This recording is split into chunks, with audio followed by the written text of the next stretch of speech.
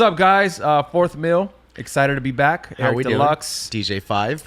Excited to have this guy on. Just because it happened so last minute. He posted a video on Instagram, and I was like, that's the next guest. Just because there's something that all three of us have in common. Yes, we do. You know, and I'm excited to dig in because we've done a podcast in the past on health, and it was a big hit. A lot of people shared it. A lot of people were interested in it, and excited to have you on, bro. This is our homie Daniel, aka Lechero. Well, I'm just glad the thirst trap worked, bro. The thirst trap worked. Thirst trap worked. The I don't know if you were trying to get. I need them. I don't know if you were trying to get our attention or some ladies, but it worked. No, listen. I'm just glad it did, and I'm happy to be here. You know what I'm saying? Fourth Meal. I'm excited because we've known each other for a few years, and I still think we've never really had a solid conversation. Like a heart to heart. Yeah, or Basically. even just like get to know each other. Like it's like events or wherever we see each other. I saw you at our wine event last. I was already wasted by the time you showed up. I think before that, I don't think I've seen you since like Echo's wedding, maybe. Yeah, probably. I think before that, I met you at some event, and you came in like something Vice did, I think, right? Like Probably. You came in Echo, but yeah, other than that, it was Echo's wedding. And then, I've been following your progress, which is I'm like, oh shit, like I can relate, so. I got geeked out when you guys followed me back, dog. I was like, what? These verified foods follow me back? What? Hey, before March 23. Yeah, before y'all had to pay for What's it. March? Oh, that's when A few blue checks got repoed. did they? that I know of, but you guys, No way. You guys are still legit. Oh shit. Damn, I didn't know that. I hope I don't get a repo. Nah, y'all won't. You guys had it before it was a thing. But That's crazy. I didn't know that. yeah, we've never had a conversation. No, people that got a repo were the people that paid for it before you were able to pay for it. Oh yeah. They now it's just like, we dude. want you to pay for it. Back Yeah. then it was like fucking side hustles and shit, I guess. I don't know. Yeah. I remember people hit me up about it, like, hey, we get $750,000. No, that was a scam too, though. That's a crazy scam. And how did they'll you just get, take your money. It was a scam. But Yeah. how did you get just Lechero? Because that was not your original handle. Yeah, it was DJ Lechero, and then some kid from Spain sent me a DM or sent Henry Echo a DM like 4 months ago, like, hey, Lechero's available for sale. Do you want it? And then Henry hit me like, do you want it? I'm like, well, ask how much. Yeah. And he said, $50. No Shut the way. fuck I told him, send him 100. Yeah. Oh, you're a good guy. You know what I'm saying? I was like, send him 100, bro. Like That way he doesn't scam you out of the 50. He's like, damn, I can't. This guy's generous. I can't scam him. So we No, I'm sent saying him like, what if 100 you gave That's him the crazy. 50? He doesn't give you the password. That's good. And then I 50 tried to bucks. go and reserve the DJ Lechero, but at that point, I think he probably reserved it. I don't know who did, but Damn. it got That was taken quick. up. But I think you ended up winning. All right, so let's go back to we met you through Echo. Yes. I remember. I think Echo met you through like De Oro's camp, right? yeah, so the way it happened, I was at that time in my life, I was working at Buffalo Wild Wings, and I always wanted to be in music. Like I always wanted to do something in music, whether it was a manager, whether it was a producer, a DJ, songwriter. I just wanted to What be were in you music. doing at the Radio. time of working at Buffalo Wild Wings? Were you in music, or you just I was wanted DJing on the weekends. Okay, so you whenever already I DJing. could. I was just writing songs, hooks, demos, and how I ended up with like the Panda Funk team and stuff like that. I basically was like a manager at some point for like one of the homies. They were a duo, and this is kind of like after I had gone to Europe under a different name. Like I got flown out. And I was to like, DJ? yeah, Oh, I was shit. DJing minimal techno, progressive trance. Like, Wow. it's pretty extensive. But long story short, like, I just ended up at that studio session. And you guys could ask away in a bit, like, how that happened. But I was there, and Begazo, Eric, shout out Eric Machu. He was like, hey, Lech, I'm going to have a meeting at, in the main studio. Do you mind using the side studio to finish up whatever you're working? I was like, yeah, for sure. So I do that. And then Henry shows up. And they have a meeting, and then about 30 minutes into that meeting that they were having, they knock on my door and they're like, hey, fool, show this fool what you work on. Show me like your demos and stuff. And I was like, okay, for sure. So I go, I play on my music, my ideas, and Echo's like, I guess he fuck with him. You know what I'm saying? Nice. He fuck with him. He ends up telling Eric, from what I know, he's like, hey, yo, like, is this fool always like this? Like his energy, his attitude, like, and he was like, yeah, bro. Like, he's like, bro, give me his number. I want to call him tomorrow. They just fired someone from Power 106 on the morning show, and they're looking for someone, and I think he'd be perfect for that. Oh wow, Dude, the craziest shit is like, that's another thing we have in common is like fucking Echo. Literally, that's like I'm here because of him. Yeah, for I met him at a record store. He took me under his wing. I don't even know why. Yeah. Somehow he liked me, and I was just like, damn, this is like DJ Echo, and he wants me to go with him to like Walmart. Yeah. Hell yeah, I'm coming to Walmart. We'll break off dates, whatever. Yeah. he's good at spotting out talent. I just wanted to be around him. Yeah, and he, fast forward, when a couple years later of being with them, hanging out with me and Saif, he was like, you guys need to be on the radio. Like he has a good ear and an eye for like things like that. Yeah, no, it's because he told me about you early on, and he was just like, yeah, this guy's hilarious, like he needs to be on the radio. And I don't think he ever like that ever crossed his mind, Yeah. Well, I used to like, I always put like I remember I used to have like a show on Ustream. It was called Lechero TV, and I used to call it like your favorite bilingual radio show. So I tried it. Like I just never went to school for it. I used to record DJ drops for DJs. Like people hit me up now, like, bro, I have your drop from 10 years ago. Like I wasn't even nowhere near the radio, but I always thought like, well, fuck it. It's a way for people to hear my voice. Like, so I was just like, yo, send me your script. I'll record your drops. And yeah, bro, like I trip out. Like, shout out to homie DJ Quest, who's DJs for Big Boy now in the mornings. He has one of those OG drops before he even got in the radio. Before I got in the radio, and they would just discover you on like MySpace and shit. Yeah, I was just like it was like I think it was like Reconnecting, and it was like a bunch of DJ forums, and I was just like, oh, I don't even know about that. Like I would just like put up like, hey, if anybody needs drops, like, nice, send me a message. I was just trying to get my voice out, just trying to be heard. But and we all remember like what 10 years ago you said that like a drop was like gold. Yeah. Especially if you had like Double E's voice. That fucking, Yeah. if you don't know who Double E is that deep, sounds like he's doing movies. Where'd you find this? Yeah, that was like the golden voice. Because wait, I worked. he was a trap, that the voice was a trap. Yeah, Damn, that- son, that- where'd no you find way, I this? didn't know that. Yeah, because I think he does like side shit where you can buy stuff off his website, Yeah, right? yeah, Order yeah. stuff. But back then he was exclusive to like Power and Yeah, other yeah, yeah. Contract stations, shit, Hot 97 in New York, all that. And obviously I had access to him. Just Incredible was the imaging guy. So I would just give him all like a script. And bro, I'm telling you, every DJ I know would send me a whole like Graham Funky and Stone Yeah. Rock. They had me saying I the remember that. craziest Yeah, yeah. shit. Every DJ in Hollywood all had a drop, and everyone was like, that was the one thing they like wanted from me from Power. Like, bro, You were the drop guy. The plug. I remember, dude, crazy Wow. story. This is a crazy story. 12 Days of Mix Miss, obviously DJ AM, his mix. That was me and Sipes really like first time like talking on the air. One of the first times at that prime time slot, and I asked Justin to get me a Double E drop for AM.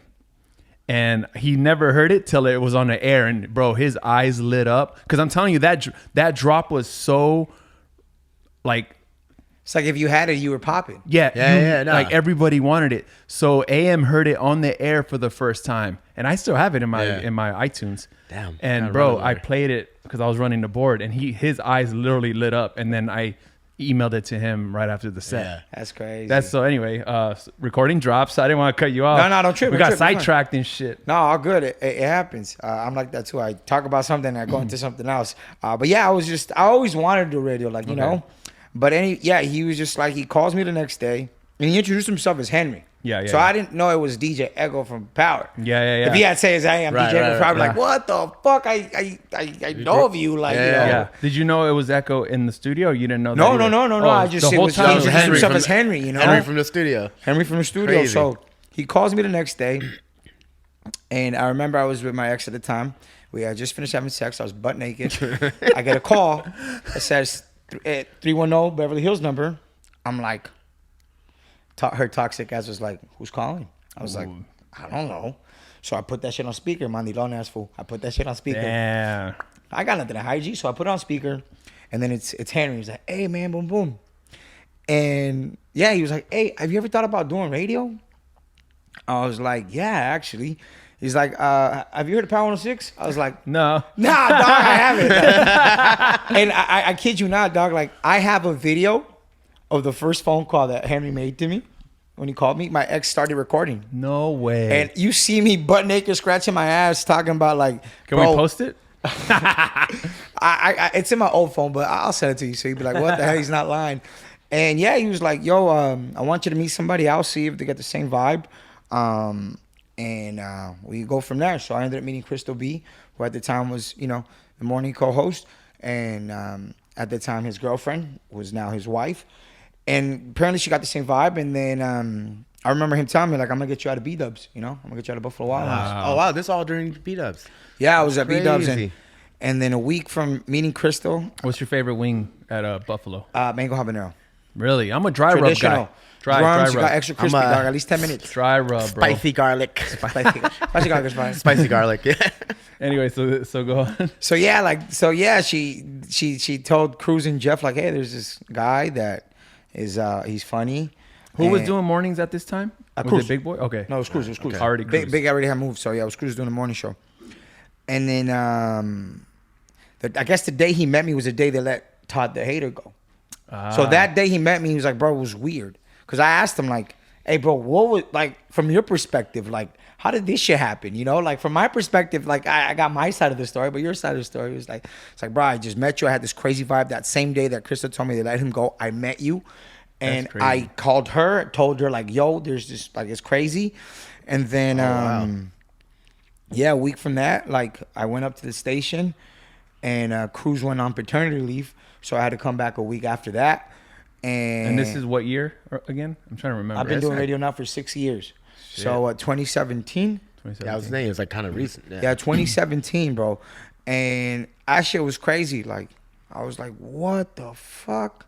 I remember crying the first day. Like, Really? after I left, yeah, I was just like, you start thinking about, like, all the sacrifices your parents make. And like, yo, it was, all the times people called you crazy, all the times that, you heard no, or, could this be the fucking moment that could change my life? Where'd you grow up? I grew up in Whittier, Section 8, single mom, you know what I'm saying? Typical story. So, you just kind of like, yeah, that's just kind of like a lot of emotions hit me then and there. And I was just like, well, fuck, hopefully this leads to great things. And So did they put you on like as a test run, or did they just all of a sudden just threw you on the show? So for the first 2.5 months, bro, I was doing the morning show, 5 to 10, and I was hired as a contractor, like a W-9. But you were getting paid. They're from paying the me. top. They're Okay. paying me for my time. So from 5 to 10, I was in Burbank. Then I drive to City of Industry, do my server shift. For my server shift, then I would go to the studio, work on music, fall asleep in the studio, probably sleep 3, 4, 5 hours, if that, and then go straight to Burbank. And I did that for like the first 2.5 months. Mm-hmm. Yeah, dog, like they Was told. it until they told you like, yo, Every day I tell them, full-time? hey, do you guys want me to come back? Yeah. Oh, so every day you didn't know if you were gonna be back. Every day I was just asking, do you shit. want me to come back? Yeah. You want me to come back? Yeah. That shit was I was like, okay, cool. Were you nervous the first couple times, or you just felt comfortable? You know what? I look back at it now and I feel like the fact that I didn't know so much about radio Helped you. helped me not That was be in my head. Like, me and Syph. I didn't know being on a morning show was like making it to the league Yeah. when it comes to radio, especially in the market like New York and Los Angeles. Hell yeah. Like, okay, yeah, you're in a morning show in that city, like, You're the it's big a big dog. deal. Yeah. It's a big deal. Yep. So I didn't understand that. I didn't understand how many people. I didn't know the amount of people that listen. Mm-hmm. So like, I didn't know. So that helped me not be in my head or overthink the shit I would say. And Only thing that I do like recall is just kind of having an ear for pockets, like because when you DJ, you know kind of want to insert yourself without overpowering Right. the vocals, or if you. So I used to tell Cruz a lot, like, bro, it's an ad-lib world, and I'm just adding these ad-libs. Like, I want to be that best ad-lib motherfucker. Like, it's cool. Like, you know? So, yeah, like, it was, I wasn't nervous. No, I wasn't nervous for a long time. Like, for like, in the beginning, I was doing a lot of, like, the stunts, you know? And early on, I knew, like, I don't want to be just a stunt guy. Yeah. You know what I'm saying? I don't want to be just, like, that's Wait, all I wait. can I offer. Try to. I'm not familiar with radio, so what is a stunt? So You do all the pretty crazy much. shit, dog. Like Oh, all the okay, dares, okay. all So the like fucking, morning shows always have like the one Like crazy putting your hand guy. in like a mystery box Yeah, or like yeah, some yeah, crazy. yeah. Okay. Yeah. I was like stunts. I'm like, So Yeah, I remember that for like shit. the first few weeks, few months, like I would do some crazy stuff. The second day, I'm trying to remember what the bit was called, but like basically like they would tell me to do something, and if I did it, whatever listener was on the phone would win Yeah, the yeah. tickets. So one of the dares was I had to run naked down the hallway, no way. and I did it. My second day, I'm like, well, I want them to know that I'm with the shits. Yeah. I also didn't want to let my insecurities win. Right. You know what I'm saying? Like, I got to own up to them if I want to be great. So I did it, and I think that might have helped was them feel like, okay, this was he's with the shit. He's with the shits. he's a down ass. Dog, fool. He's a down ass Bro, fool. one time, and I mean, I don't know if I should be talking about it, but it's my truth, and I mean, there's no ill will behind it, or there is no ill will behind it. But back when I was at my previous employer, they had dared us to, a listener had called and dared me to go to now my current employer's lobby and hold up a sign saying, like, you know, the competitor station, like our Right, station. So at the time we were on Power. So Yeah, they're like, yeah. oh, you should go to Rail's lobby and hold up a sign that says Power if you're really down for the show. So I did it. Wow. And I remember going back to Cruise that day. I was like, dog, what are the fucking odds that one day we get let go and imagine we get hired across the way and then use this against me? You said that? Yes. That's crazy. And I ended up getting Did the people job. see you in the hallway over there? Yeah. They saw me on cameras and so yeah, I would do some crazy Yeah. shit sometimes. Wait, but did that ever come up? Yeah, it came It up. did? Like, it came up. Like, they're like, hey, just no more crazy shit, bro. I'm surprised they didn't make you go to Power with the real Yeah, son. right? I was Just like- like, all right, just pay back and then we're Yeah. good. No, they did it, but yeah, it was just crazy. I was like, dog, imagine we get like we trying to get a job over there, and they tell me something about it, and now we're there. It's so funny how radio beef was. Like, I remember, bro, some people took that shit so to heart, or I was like, dude, I was like young and on the radio, Yeah. and I was like hanging out with all the guys at Kiss FM. Like, Right. we're go to bars, like we're all friends, and I'm friends with them to this day. A lot of them are at Apple Music. Yeah. But I was always like, I always felt like you know how you explain radio being like a league, right? Like an NBA, whatever. Yeah. It's like people, you got to be stupid to not think LeBron is not going to go get a drink with Steph or whoever. Like, Right, yeah.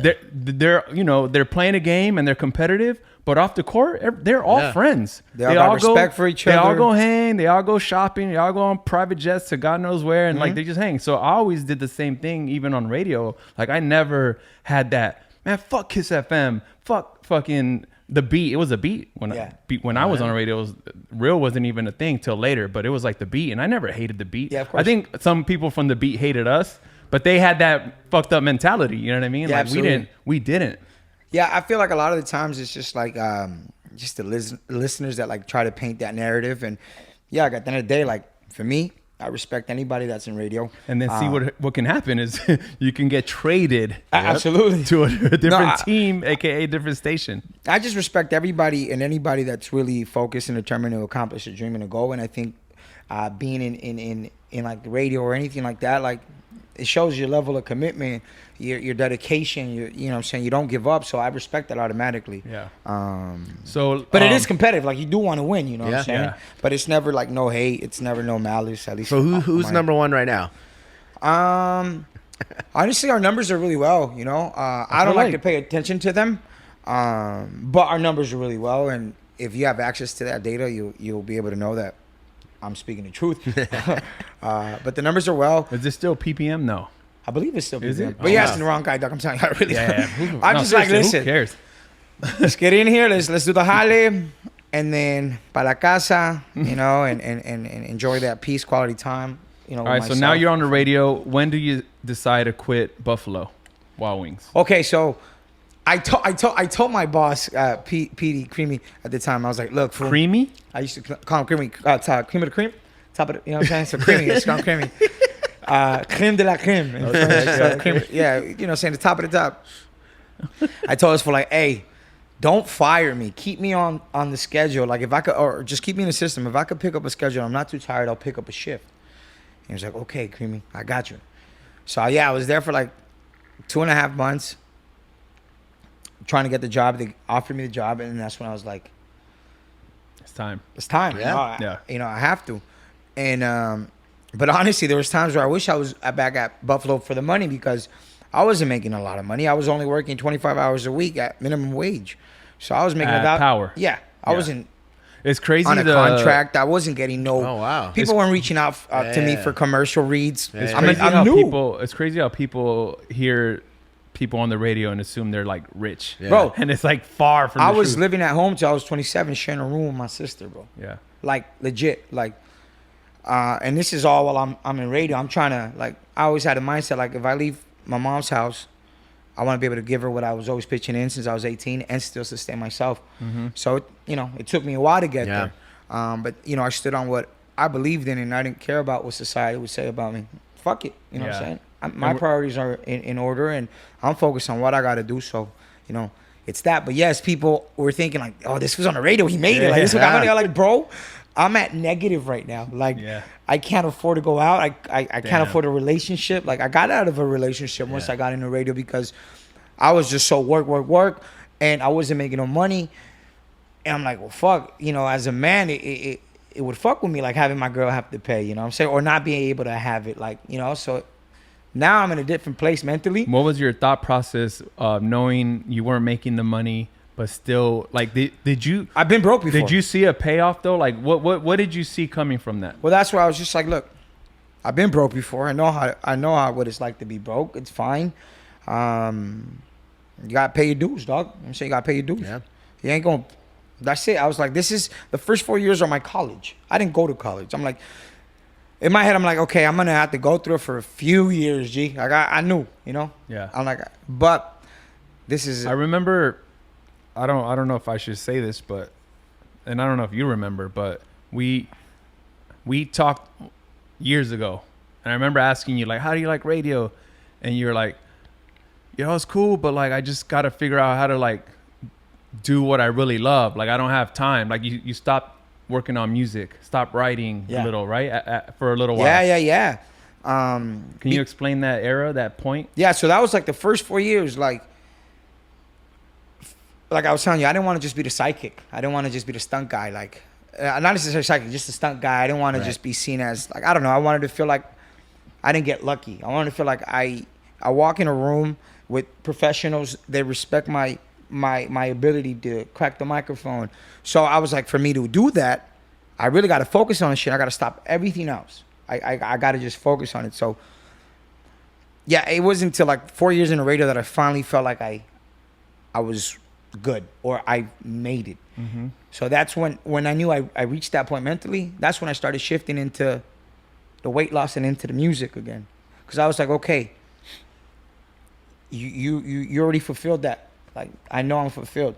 So if they let me go tomorrow, I'm happy. I'm okay. I gave it all. Yeah. Did you ever get a offer or an opportunity to do your own show?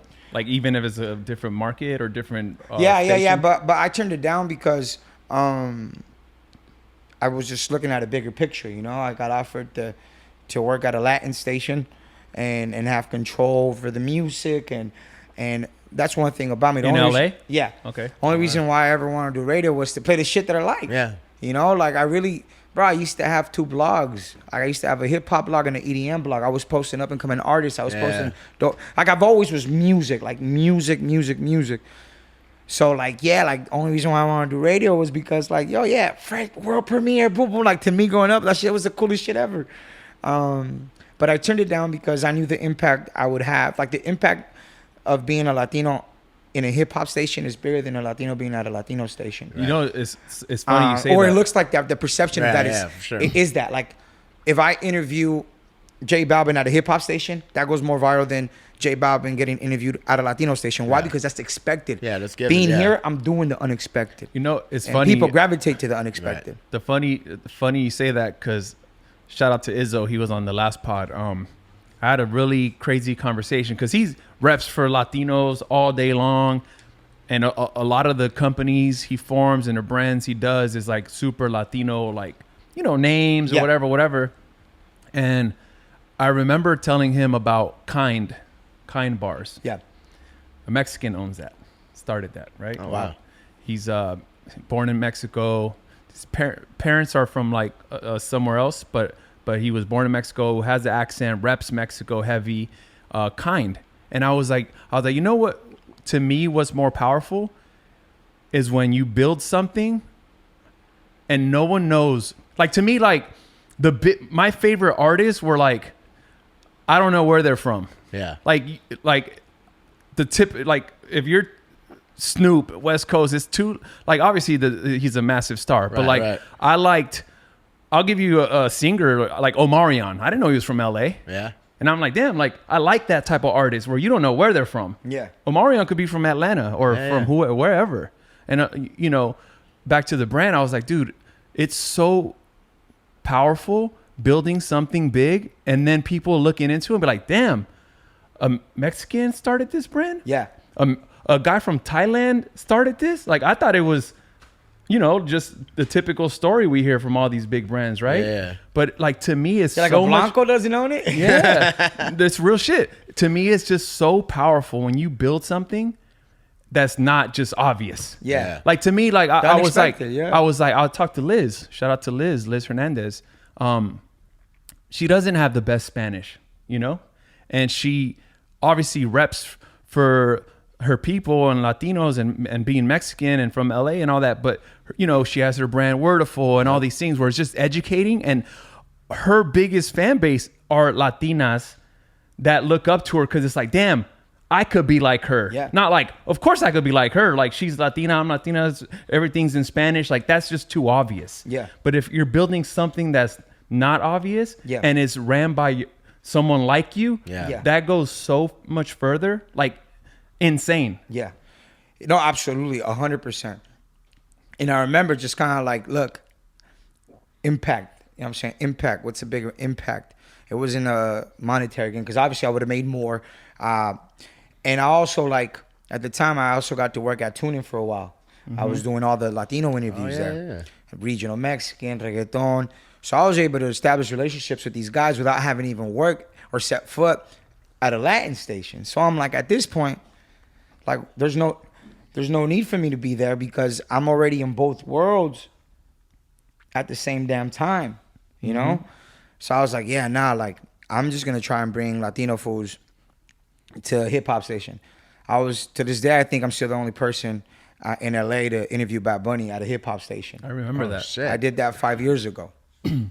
And Early Bad Bunny. Bad Bunny, bro. Nope. Chambea. Allah. Only When he was person that got a trap picture. Bad I remember Bunny. only person that got a picture that day was Gabe C. Shout out Gabe C. Wow. I told him, "Hey, Kuya, this fool's gonna be big, homie. Take a picture with him." Ain't No nobody way. like, and to this day, I Gabe C's like, bro, that's crazy, bro. That's Like, crazy. like, you called that Lechero. I'll be honest, I didn't know he was gonna be that big. Yeah. I used to love Chambea, bro, and that song. Remember we were singing it with Ali and them, and No, because you know who requested it was Deb, out of all people. Really? And Deb used to be like the artist relations, like, Yeah. you know, like, for shout out to Deb. But yeah, she was like, yo, can you play Chambea, Bad Bunny? I was like, what? What I is didn't know that. Yeah, and I downloaded it.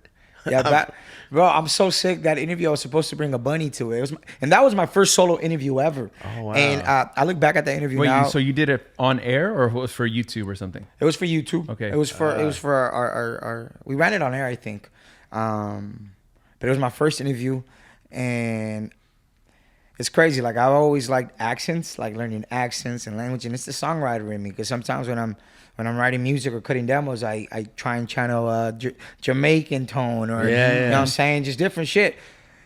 So my way of thinking was, well, fuck it, let me try and sound a little Puerto Rican or to make them feel comfortable. You know, that was but in doing so now, I look back at it like the best way to get someone out of someone is just being yourself. Because when you're yourself, did he take offense to it? No, I don't think so. But you enable someone to be themselves. Yeah, like they'll pick up on the, oh shit, he's just him, dog. He's chilling. Yeah. He's chilling. So I look back at it now and it's kind of cringy, but I'm like, fuck it. My heart was in the right place. I knew I was trying to shift the culture and shit. Yeah. I remember you did the enough. whole interview like that? What happened? You did the whole interview like that? Yeah, like I mean, like sometimes some of the words like they sound very like Caribbean-ish or but yeah, it's weird. But I remember enough one time pulled up to Power and he was like, Leche, I see you doing your thing, bro. And I was like, bro, what the fuck? Like, it's enough, G. Like, what the fuck? Heavy hitters, sucker. Bro, like, I'm fucking, a not even, bro. I was like, what the fuck? Like, people are watching. Yeah. I went to New York once and someone brought up the interview. Like, hey, yo, that's the station that interviewed Bad Bunny, huh? I was like, crazy. what the fuck? And then Reflex, shout out Reflex, he was like, hey, I see what you're doing, and I know you're not getting paid what you're supposed to be doing. He's like, I'm head of music over at TuneIn. Would you want to do what you're doing? That's right. Would you want to do what you're doing with the Latin interviews there? And I was like, well, how much y'all paying? He was like, $5,000 a month for a year. Bro, $60K. For me, I'm like, what the fuck? And I felt like an NBA player because, only reason being is because a lot of these Latin guys don't come out here for interviews. Yeah. Like, it's only when they do albums, so it's not a lot of work that I got to be doing. So, did they expect a certain amount of interviews from you? Or No. Nothing. So I just just whenever someone's like, there. I was like, look, bro, they only tap in, or I can tap in with them when they're in town, and That's it's usually if they are, it's for a club gig, and they fly out early Friday. Yeah. You know, it's like, no, it's fine. So there was times where I had no interviews. Wow. But the check was still clearing. I like that. Tight. I was like, this is what it feels like to be a bench player. Yeah. Fucking Best shit sick. ever. Bro. Yeah, I'm so down with bench players. Bro, That's the fuck best it. feeling, I'm telling you, man. And at the time, I wasn't, money wasn't up. So like, the thing about tuning was they always have free snacks. Fucking, so I was Are they stocking. still around? Tune in? Yeah, they are. are? Shout out to homie Edgar. He works over there. Nice.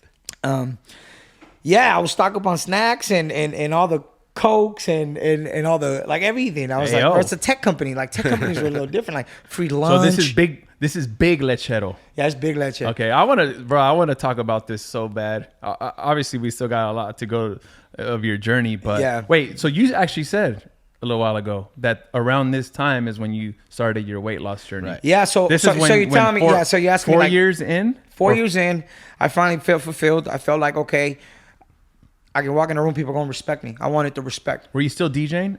No, I stopped. You stopped everything.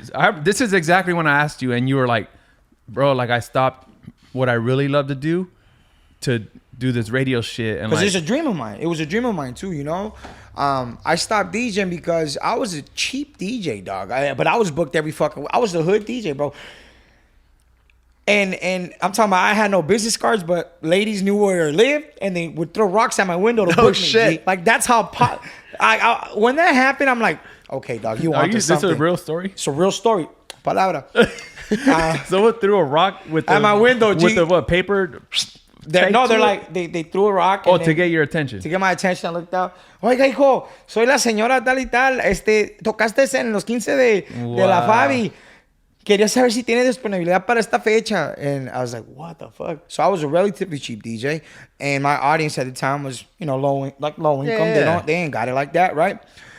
So I knew, like, being at a station, I couldn't be charging what I was charging. Right. And I didn't want to tell the people that I ended up, you know, building relationships with and taking a liking for because of who they were as people, to feel the type of way of me telling them, hey, now I got to charge you It's a Yeah, weird yeah. feeling. X amount. People that Because you don't want to feel like the asshole. Hollywood.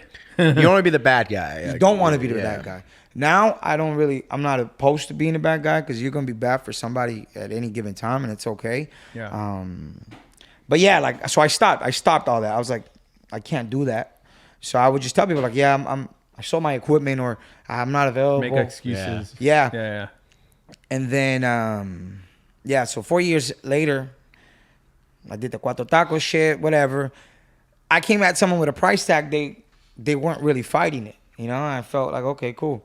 But yeah, I lost. I got into that mental space, and then that's when I was like, okay, now it's time to. So what do you remember the first moment? And I'm gonna ask 5 too, because this is a good.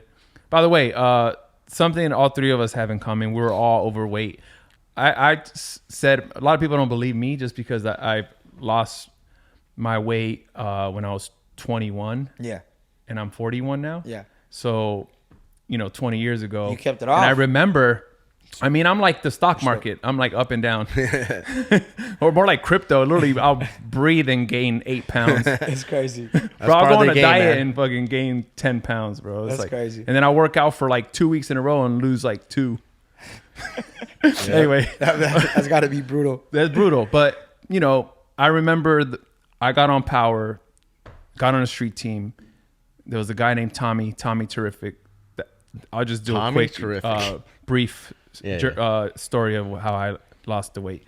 And I was just overweight. I think my biggest was like 230, 240. That was my biggest. And I remember he was like, and where we grew up, we're not educated. Like my dad, rice, beans, tortilla, and like it's healthy for you. That's healthy. Yeah. Because what's unhealthy is burgers, fries, which is true. But his version of healthy isn't healthy to me either anymore. Like, fucking refried beans, whatever, from the can, all this. Now we're a lot more educated. We're like, fuck, you pay attention to There's more ingredients too, and chemicals and this and this and this. But we didn't know. I didn't know what carbs were until I was on the street team and he was like, oh, you, hey, homeboy. This is how he talked Tommy Terrific with his hand too. You got to stop eating carbs. Carbs will get you fat. And I said, what the fuck is carbs? And he explained to me bread, this. Rice. This is what carbs. And I was like, oh shit. And he goes,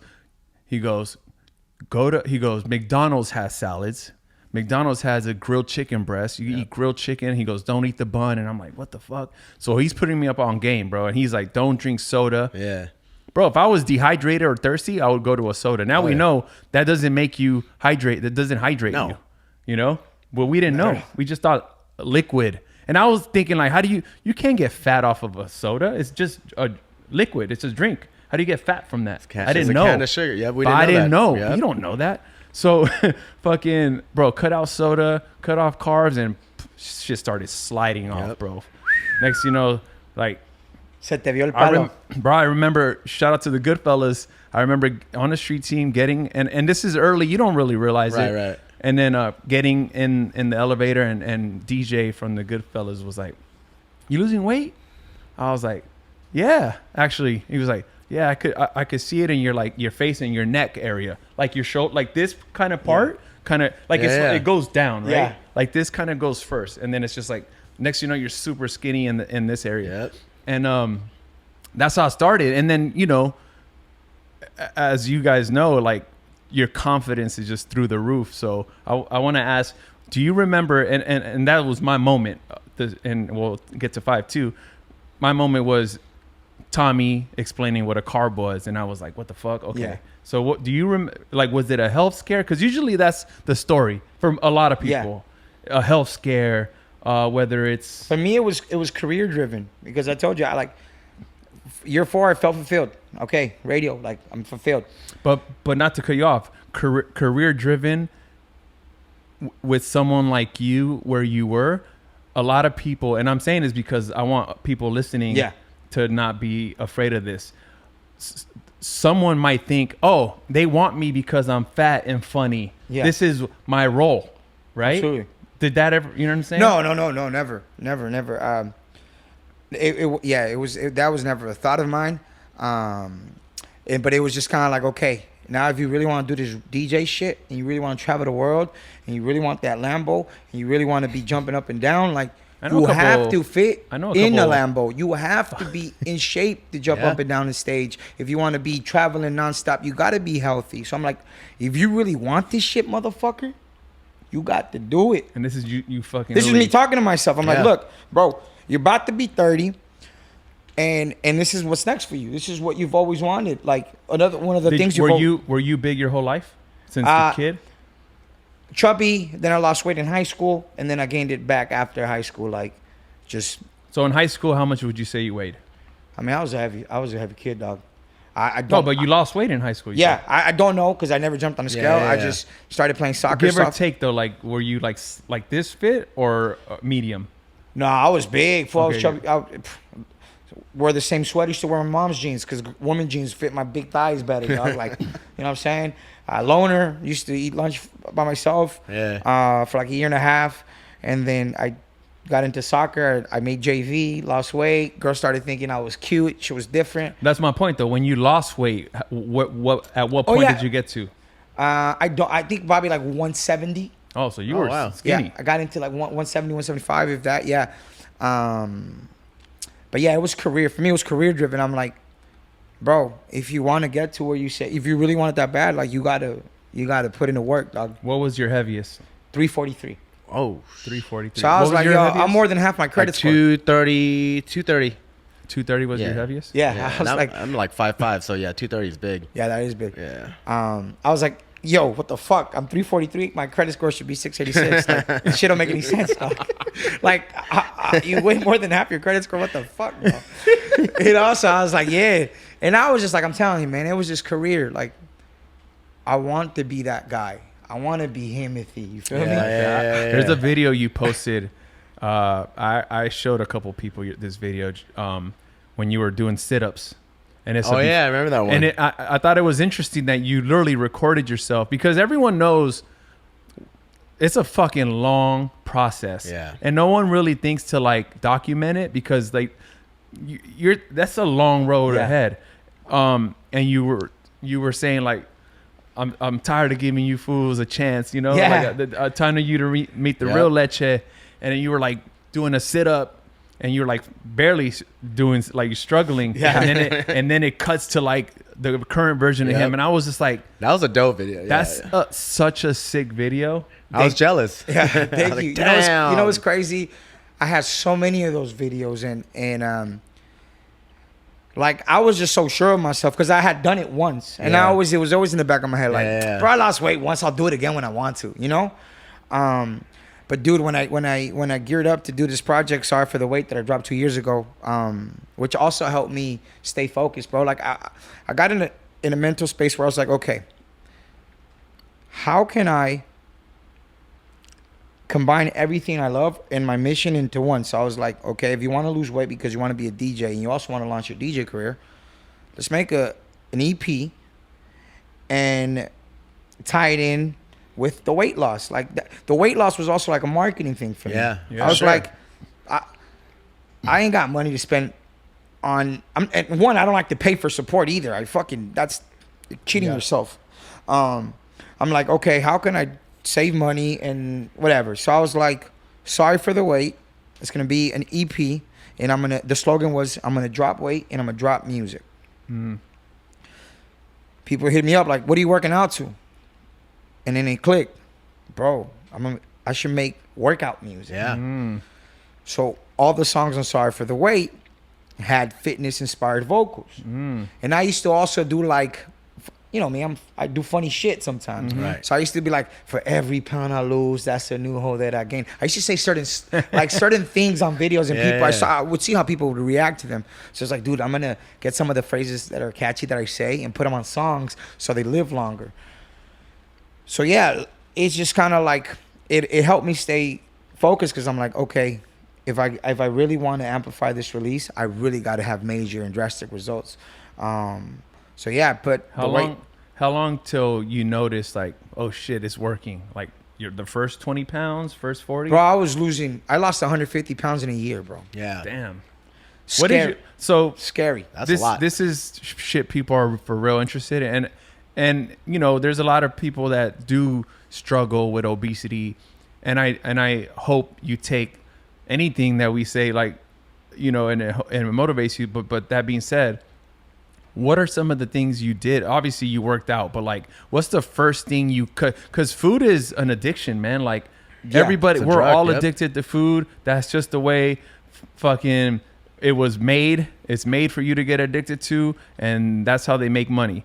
I don't want to sound like some fucking documentary, but it's true. Yeah, absolutely. So what were some of the steps? So the first steps I did, before I like fully committed was just kind of like, okay, let me cut the sugars, let me cut the fast food, because I was like, sugar's like probably the biggest demon. there's that eating healthy is expensive, which is Pretty true. somewhat true. Can But be true. making smarter choices is free. Yeah. You don't got to spend that extra $2-3 I mentioned on a soda and chips. I mentioned when I first lost weight, I was poor, minimum wage on the street Yeah. team, and I was eating What McDonald's can we afford? every day. I was Yeah. eating McDonald's. The grilled chicken sandwich instead of the Big Mac I was going to and fries, I was getting just the grilled, take off the bread, and that's how I'd get by. So there's no excuse. Yeah. Zero. None at all. So that was my thought process at first. I was like, okay, let me do that. Let me try and control my eating. And then once I felt like I controlled that, I was like, okay. Now Did if you watch want- a documentary that inspired you? No. Nothing. It was just like just you. You're just it tired was just of it. me. I'm tired Enough of it. is I really enough. want to take off. I really want Yeah. to pop off, and I have to be physically fit, mentally ready for it. Because traveling the way y'all travel it's not easy. Trust me, I couldn't do that. What I do now, like 6 years ago, is It's no tough. energy. Man, I had no energy back then. It's so. tough, especially like saying them late nights, early flights. If like I recently went to Mexico. I had three shows: Puebla, Mexico City, and Mérida. I saw that in the And- Try It soccer jersey. Thank you for that.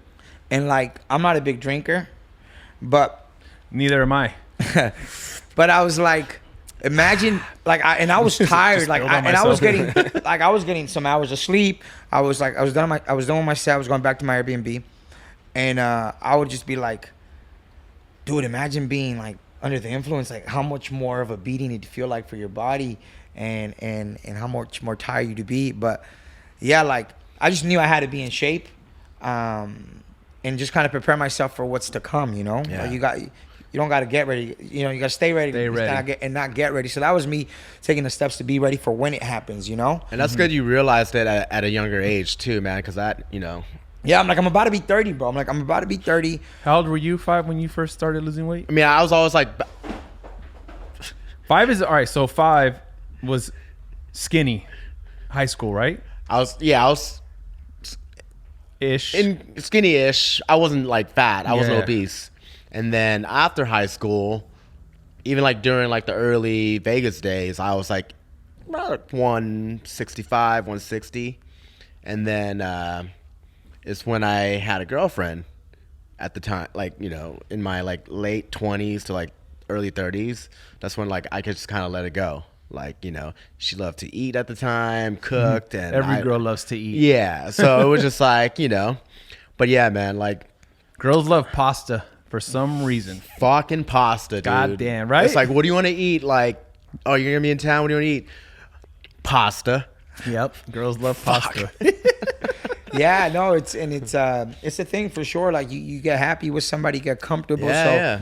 you don't feel like you need to work on yourself anymore because in your head you guys are meant It's for funny. each other. It's funny. I was talking to my girl now, where how people think, we all think like, oh shit, relationship weight, right? Her and I are always like trying Yeah. to be healthy, and good. and when we're on it, we lose weight.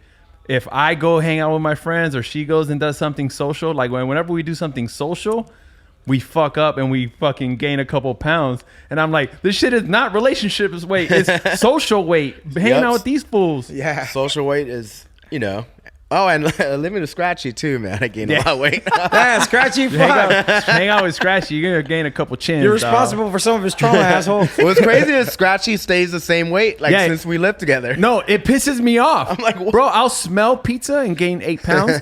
This guy will go eat like crazy, and I'm like, oh, how much you weigh? I'm over here like wanting to feel better and hoping he gain 8 pounds, and he'd be like, oh, I'm the same.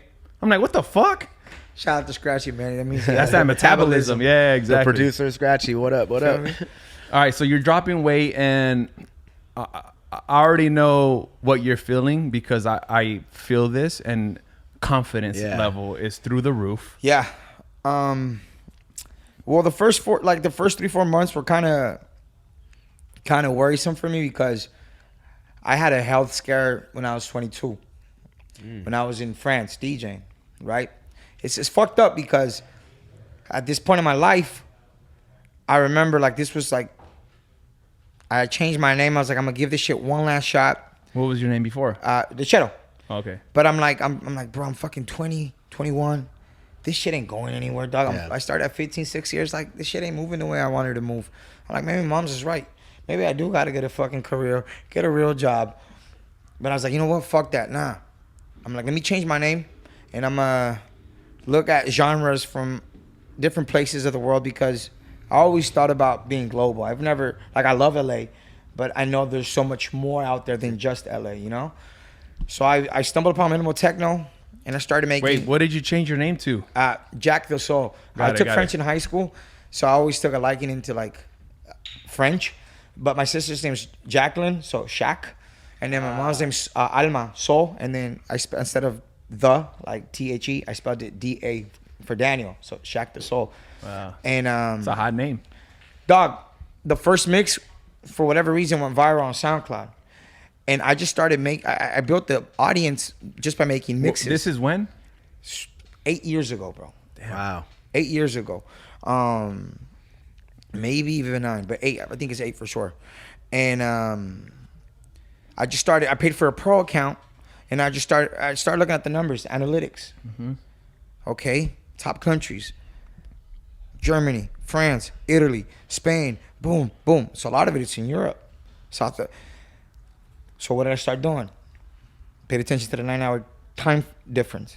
I would upload my mixes at 3 a.m. so they could go live at noon over there. So you focused on them. Focus. I was tagging all the producers like in the description. This is all before Power. This is before radio. This is. We didn't even. We missed all that, bro.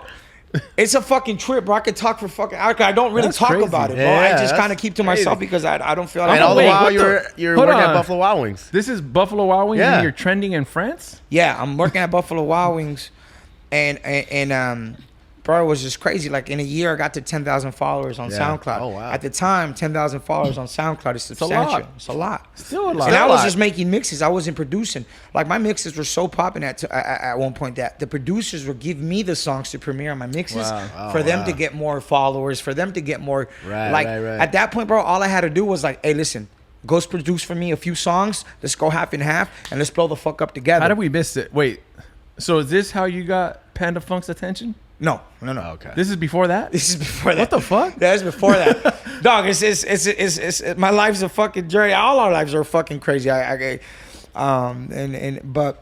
yeah, dog. So I used to get messages like, "Hey, come out to this park." Boom, boom, boom.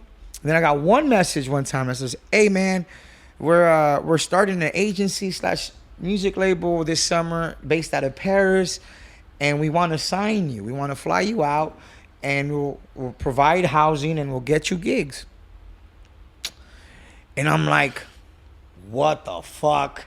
I'm losing my shit. I'm like, you gotta be fucking kidding me. Sounds scary, but like absolutely. So we jump on a Skype call, and it was a team of a group of guys. One of them was Brazilian. His name was Alvaro. He spoke Portuguese, French, English, Spanish, Italian.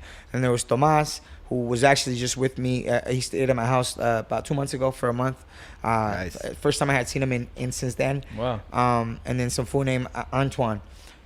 And they told me like we'll fly you out, we'll get you gigs. And sure enough, I told my boss at Buffalo Wild Wings, like, hey, Creamy, this is my dream, bro. Like, but I'm scared that if I go, like, I won't have a job when I come back. And Creamy was like, Lechero, go, you'll have a job here. Like, I was like, what, bro? That was, when you ain't got money, dog, a job's the most important thing. Shout out to Creamy. Shout out to Peter Carboni, He's a real one, man. Bro. One time he let me clock out to go fuck a chick and then come back and finish my shit. Jesus. Shout out Carboni. You're about to get him fired. He's still there? Nah, he ain't no longer at But yeah, dog. So I ended up going to Europe, and first show I sell it out. What? 100 tickets, but that's 100 tickets I sold in Paris, bro. That's crazy. I didn't have 10 homies that pull up to one of my fucking gigs out here in LA. Right. And they were fucking free. You know what I'm saying? That's real shit. Like, that's fucked up, but it's real shit. Yeah, it's real shit. and so I was like, 100 tickets? What the fuck? I got so excited because I remember I made it to the top of an Eventbrite, the equivalent of Eventbrite in France. Like, my event, the Minimal Chronicles of JDS, was one of the top sellers. I was just like, what the fuck? Because at that point, I was like, okay, this is my last shot at this shit.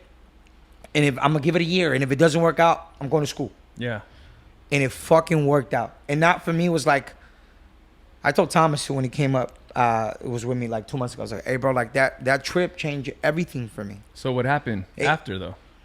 So I did a few gigs, few shows. Second show, I remember it was at Le Pigalion, famous after hour spot in Paris. The line was around the building. Walking up with a security.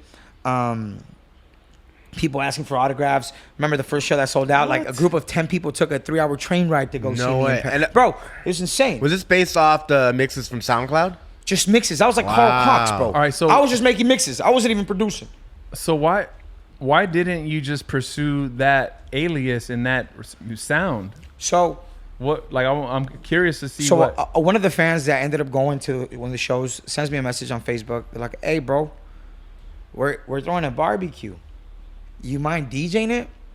And I'm like, "Bro, I'm halfway around the world. Like, of course." So I took a train ride. I went down to their house. It's like 4 or 5. They're just grilling. They had like a Newmark mix, and I had my laptop. I just installed the driver, and I was just playing songs for them. I ended up going to the restroom. And I shit blood, bro. At 22, I shit blood. My dad died from cancer. Stomach cancer. I jump on fucking Google, and it says signs of cancer. I'm like, Right. what the fuck? I'm dying. Yeah. That's Yeah. Rule number 1, don't Google anything. Yeah. I'm No 23, dog. I don't WebMD. know. I'll But, you know- sneeze and I'm like, cancer. I have cancer. I booked the next flight back to the house, back home. I'm like, if I'm dying next to my mom and my sister. Coincidentally, it happened to be my sister's birthday when I flew back. Yeah. So I just told them like, oh, I came back to surprise Jackie, and I'm gonna fly back to Paris when you know, in a week or two. Never told them what it was. And then Were you big at this time? Were you the not 300? as big as I got to be. Okay. Once I got into radio, I was eating cheeseburgers in the morning. Yeah. There was always sending food. But you were pretty unhealthy at that point. Absolutely, I was Okay. drinking fucking almost a liter of Coke a day type stuff. Like I was Yeah. unhealthy, you know. Yeah. So I came back, and in the back of my head, that chapter of my life was, it wasn't finished. I didn't finish writing it. Right. So it was always like, fuck, I was so close. I was there. I'm like, I did it by myself. No one hit Yeah, me yeah. like Crazy, bro. solo. Just a dream and paying attention to fucking numbers on the internet. Yeah. And what I would do in the mixes, I'd speak French, English, and Spanish because I took Right, French in high school. So my thought process was like through language. That's why I want to learn so many languages, because through language is how you really connect Yeah, with for cultures sure. and people, bro. And I'm like, well, fuck. So I came back, and that was always in the back of my head. Like, Did you go to the doctor? I didn't go to the doctor till the third month that I started this weight loss, Okay. because I did keto for a month, and I was just So that was your first step. what? Keto. Like when you. No. First step That's was what just meal prepping. Okay. Second month, I was like, I'm gonna try keto. First month, I lost 17 pounds. Second month on keto, I lost like 24. Oh wow. But keto, what it did for me was like, I wasn't eating enough fiber. Yeah. So I was very constipated. So I would have to push, and there would be blood. Yeah. And I'm like, oh fuck, for sure I'm dying. Then. And Like, you get hemorrhoids from that too. yes. So I didn't know. I just thought like, fuck, okay, this is a cancer that's really coming like for me, and I'm losing weight so fast, like I'm for sure dying. Damn. You feel me? I'm looking at the mirror, and I'm like, fuck, I look sick. But also because I wasn't used to looking at myself Right, skinnier. Right. You know? Damn. So the third That's- month, That's scary, bro. bro, super scary.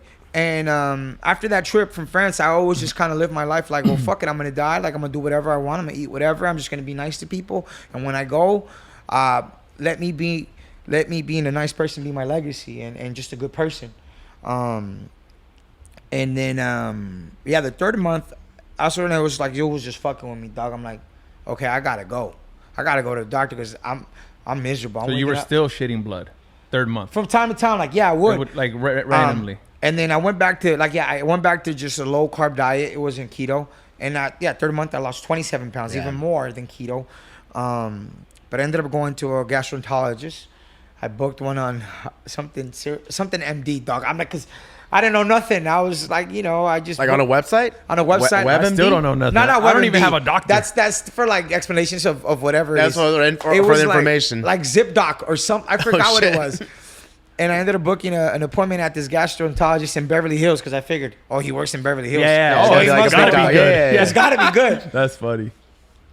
So yeah, so dog, true. this fool, I go, fucking sticks a thumb up my ass, and I'm like, at this point, it's like it's no longer about being, your manhood or anything. It's about your livelihood. Of course. It's like, I'm trying to find out what the fuck's wrong with me, and yeah, he tells me, oh, it's just hemorrhoids. Oh. I was like, so I'm not dying, doc? So then at that point, I was just so relieved, dog. I'm like, okay, Yeah. the world is mine.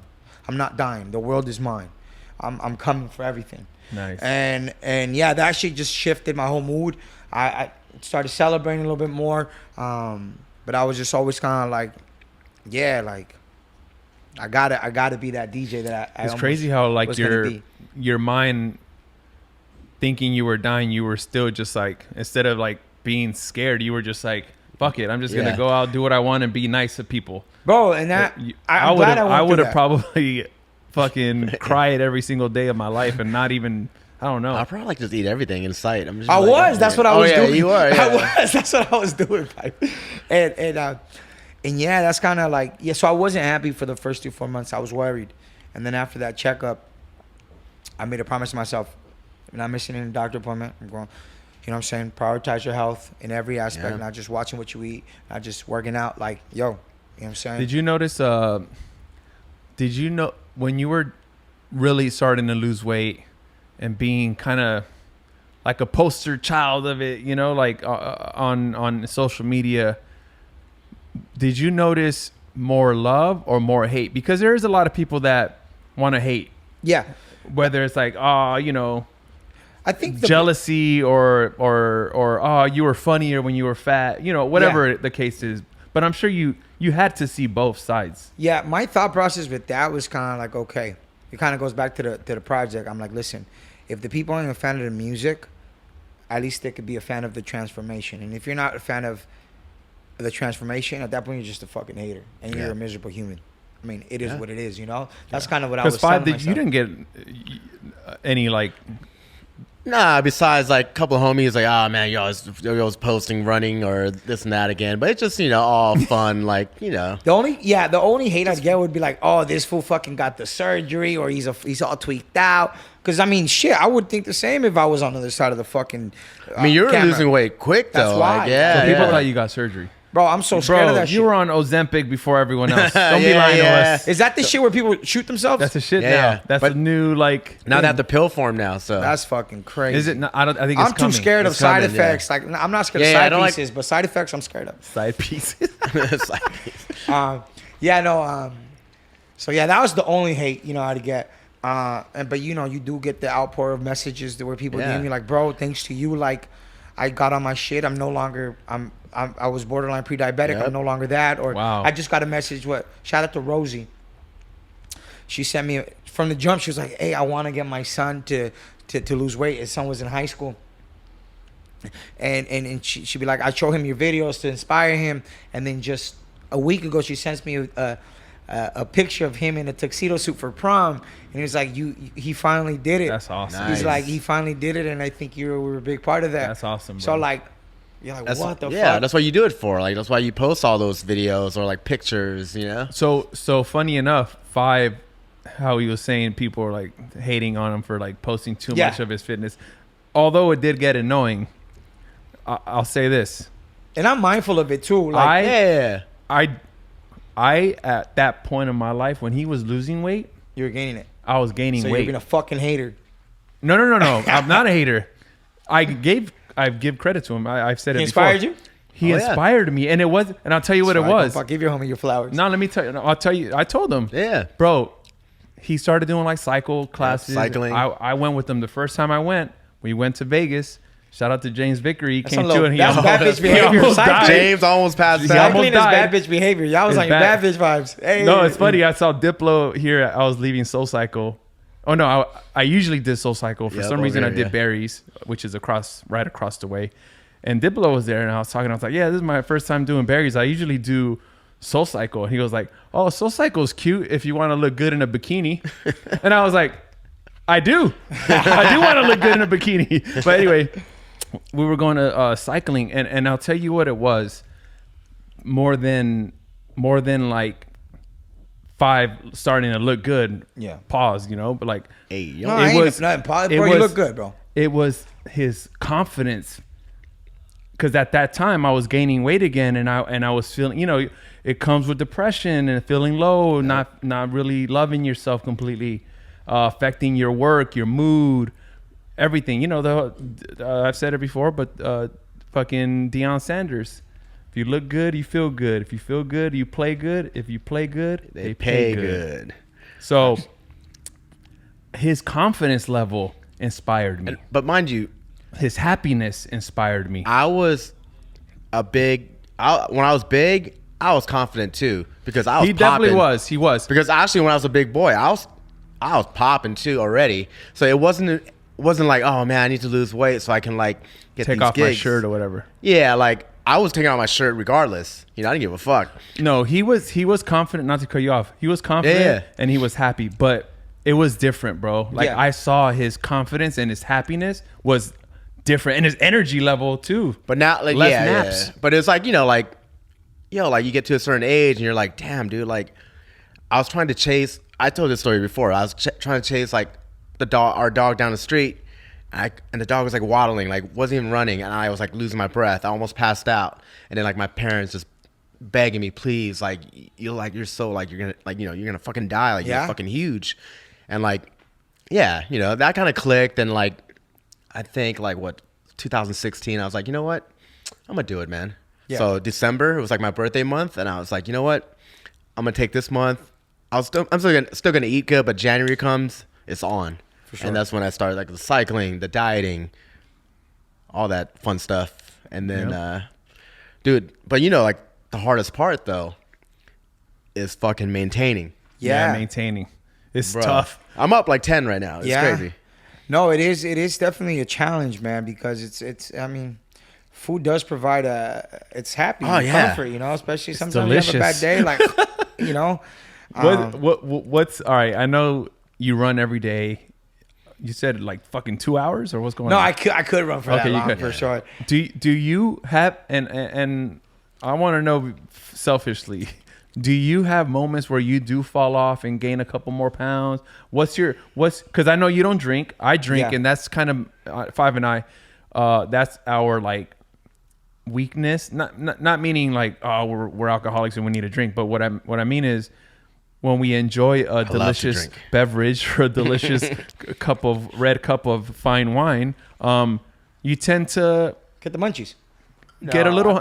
It's not necessarily the munchies. Sometimes you get hungry, but you stop. You don't care as much. Like you don't give a fuck. Yeah. You're like, fuck it. It's like that fuck it feeling, which is why people drink. It's just like take the edge off. They say, right? Like all right, let me just stop. Whatever. So like I eat hot Cheetos. if there's some fucking, if I'm like disciplined and sober or whatever, and I see like some stuff I don't want to eat, I'm not gonna eat it. But after a couple drinks, let me just get this cheesecake. So, and I know you don't drink, so like, what's that like for you? Like, do you ever just slip just for the love of food, or the, like I said, the addiction of food? Because we all have. Not that we're like addicted to it, but like, bro, like you crave things because that's just the way it was made. Like the sugar is a drug. Yeah. It really is. With the food falling off, I think that's why I don't like to drink, or like I'll choose not to drink or smoke that much. Like I was telling you, like if I drink or I smoke, it's either a Friday or a Saturday. And if But I not drink both. Friday, I don't drink Saturday. And if I don't drink Friday, I'll drink a Saturday. And that's if and when. And I don't get drunk. Yeah, Just take the one, edge off. two. That's it. You know what I'm saying? And Sundays are my reset, like for the week, because it's hectic. But Do you have a cheat? Is Sunday your cheat day? no, I try and just kind of like. I mean, I eat regular, like too. Like I don't limit myself because it's calorie in, calorie out. Within, you know, as long as you're within your calorie range, you should be just fine. So that's why I like working out every day. Brings me that mental peace of like you'll be fine. I want, just for people listening, I want to know your like routine, like workout, meal, and like your whole You know Do what? you have a cheat It day? varies Do you day ever- for day. Because some days I wake up earlier, some days I wake up later. But I always try and knock out my. You work out every day? For the most part, yes. Run or gym? Run. Now I started lifting weights. Like now I got into. So the first year was just kind of like losing the weight, right? So Lost- cardio. Lost 150. Cardio, Whatever I diet. had to do to lose weight, I just did it. So it was Yeah. just running. That's what was working for me. And then I took the year after that off, 2022. I took it off. What do you mean took it off? Not off, but like I wanted to focus on the music. Yeah. I wanted to focus on my mental. I wanted to be happy, like with myself. Just Wait, but working out is yes, but like Part of just that. kind of like really like thoroughly plan out the next 5 years, the next steps, like so mainly eating healthy, but not working out. Taking that time to do other shit. I was working out, but I wasn't as like, okay, 3 times a day workout. Okay, yeah, you I weren't wasn't going too obsessed. crazy. Yeah. I deprogrammed myself from being obsessed because I'm Got like it. I'm no longer Yeah. like I'm not there anymore, you know. It's the high you get. It's the high. I totally understand it. And yeah. I was just kind of like, okay, That's kind of where Five's at now, I guess. Yeah, no, right now, yeah, I'm that year. I'm on that same boat right now, where like I'm not running because I injured my ankle, my heel, and then I'm just like working out. But Like you're not like as obsessed as you were. no, like I a have few to run years every ago. morning. Like I can't run, so yeah, I'm doing alternative things. Just doing like stuff at the gym and Yeah. lifting more weights too. Yeah. So and yeah, that shit. That's where I'm at now with like just kind of lifting weights. I took that year off, and I So was lifting kinda, weights is, not to cut you off again, but lifting weights is very important yeah. to help keep the weight off. I remember going to the gym when I told you when I first started losing weight again, motivated by Five. The owner of the gym I go to is a little boutique gym. The owner is always there. She's like, it's a small spot, so she's like the only employee kind of type of shit. And she noticed it, and she was like, and she sees me, right, always doing cardio, and she goes, oh, you look so good. She goes, now just start lifting weights, Yeah. so you can keep it off. 'Cause you get the And muscle, I'm in my head, I'm like, well, I know I go off my scale, yeah, and I know weights way more. I don't want to gain weight. So Yeah. that was my whole like Absolutely. stupid mentality. And then I started gaining more weight, and it's true. Like you have to lift, because muscle weighs more than fat, but building muscle burns fat. Yeah. yeah, absolutely. So it's kind of like you're gonna weigh a little more on the scale, but it's all about how you look. But you and how look different feel. to your shape, like Yeah, your posture and stuff like that. Like, Yeah. And by the way, no one should ever fucking weigh themselves every day like me. I'm a stupid idiot. Don't That's me do every it. day. It I do too, fucking- actually. It fucks your day up for no reason, because it could just be water weight. For me, it helps my day. Like we're like, okay, like I'm like, If 2, you're 3 down, it pounds helps over. your day. Yeah, I mean, like, yeah, I always weigh myself coming back from a weekend. I'm like, all right, we got work to do this week. yeah, sometimes you just gotta take a fat shit and it drops 2-3 pounds. You'll be fine. Yeah, yeah, All right. So now, currently, what's the routine? So the routine now is I up my protein intake, like because I Do you want to calorie gain more count? muscle. What happened? Do you calorie count? Every day. I haven't stopped tracking my food for about 85, 88 weeks. I think my app was 88 weeks or what? Wow, Almost yeah, 2 yeah. years. Oh wow. Like every day, even if I eat junk or whatever, like I'm mindful of the numbers. Like it's okay. app Like do you use? you could lose it. Oh, It's I called used to Lose use It. on. I'm back on my fitness. That's a Pal. yellow, like an orange scale. Yeah. Yeah, I used to. I I used to use use that Lose one It. too. And so yeah, like I finally like okay, I want to build muscle. I want So to up tighten your up my loose protein. skin. So yeah, I was like, got to up your protein, right? So it's like a gram of protein for the ideal weight you want to get to, or how much you weigh. So my ideal weight for me is either 175, 180. What are you at now? Right now, 191. Nice, nice. Is this the lowest you've been? 191. Yeah. Yeah. 193 was when I lost 100. So I've been able to maintain Yeah, yeah. for 2 years the weight off. So I'm And happy. that's- Like yeah, for me, yeah. it's a big win. Like I'm not like I'm not buff yet. I'm not ripped yet, but I'm like, well, I haven't gained any of the weight. I maintained my regimen. I've maintained my fitness. My resting heart rate's usually about 46, 47, which is considered an athlete's heart rate. Yeah, mine's like, right there too. Yeah, like it's because, you know, and that's an indicator of good heart health. So like there's different levels of measuring your fitness or your health per se.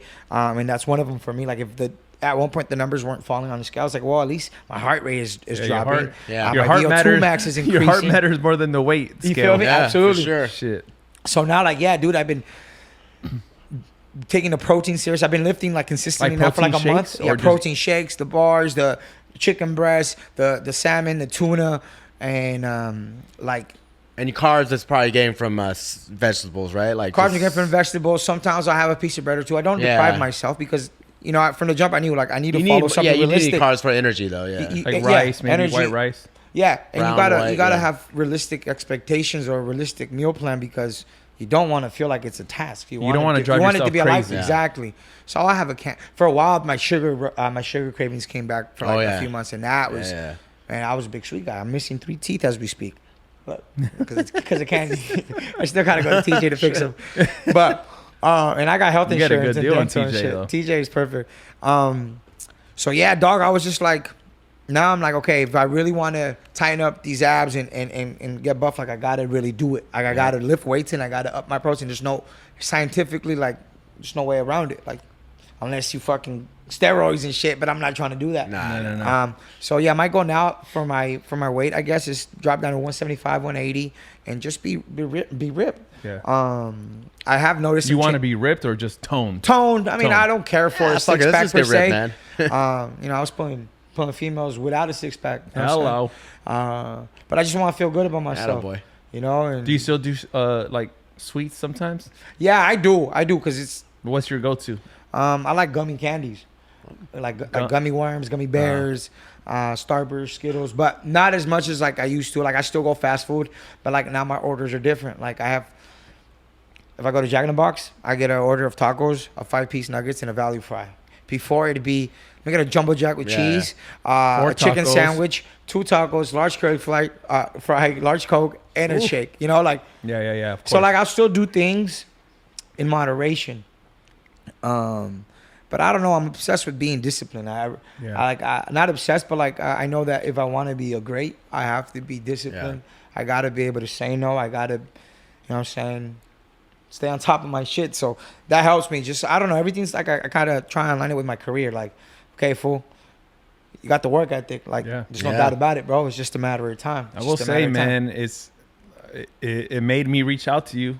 Yeah. To get on this pod, like it's very, very inspiring, very motivating. Like that shit works, bro. Like the way you present yourself on social media and like just are transparent, like keep it and be yourself is like that shit moves people, bro. That's why I wanted to like dive in a little into like the routine or the recipe, whatever, because I know people listening. The recipe's consistency. I know people no matter listening, what time of day you do it, just be consistent. Everybody's days are different. Some people work graveyard. Some people work mornings. And budgets. Because like that's the thing. I think people, how we spoke on earlier, is like eating healthy is expensive. Like to consume more protein, you need more money. Sure, but there is a better way, even on a budget. Yeah.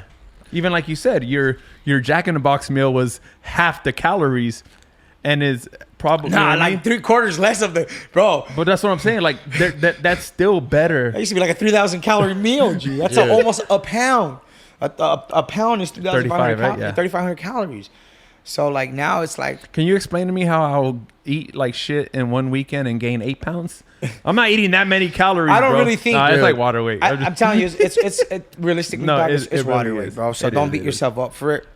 I just like to beat myself up for it, but I know what it is. It's funny. It's all the sodium and like the fast food. It's definitely sodium. Fucking, did I shit today? Did I not? Yeah, no, pooping, bro. Like, and then eating healthy, like you establish regular bowel movements, like your patterns, like certain times you go at a certain time, your body's programmed. Before, bro, it was my pooping. It was all over the place. Like I also use pooping as an indicator to realize like I'm on track. Okay, it's not as stinky, shit like that. Real shit, bro. Like, I'm like. Bro, it's funny, but it's the truth. Do you look at your poops? Absolutely, bro. I'm happy that I shit solid, bro. It used to be very fucking liquidy and shit. I would love to meet someone that Bro, doesn't look at their shit. I've taken Everyone looks at their shit. Bro, some shits are like logs, bro. I'm like, yo, that's a healthy shit. Yo, when I get a log, it's like a win. No, it's such a good feeling. Yeah, dude, it's so successful when you shit a log. That's an unhealthy log right there, man. Bro, that log could fucking star in a porn movie, dog. That shit long as fuck.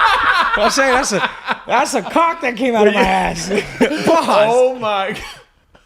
You know what I'm saying? Okay, long and girthy, my guy. But yeah, those are the kind of shits I live for, dog. But yeah, dog.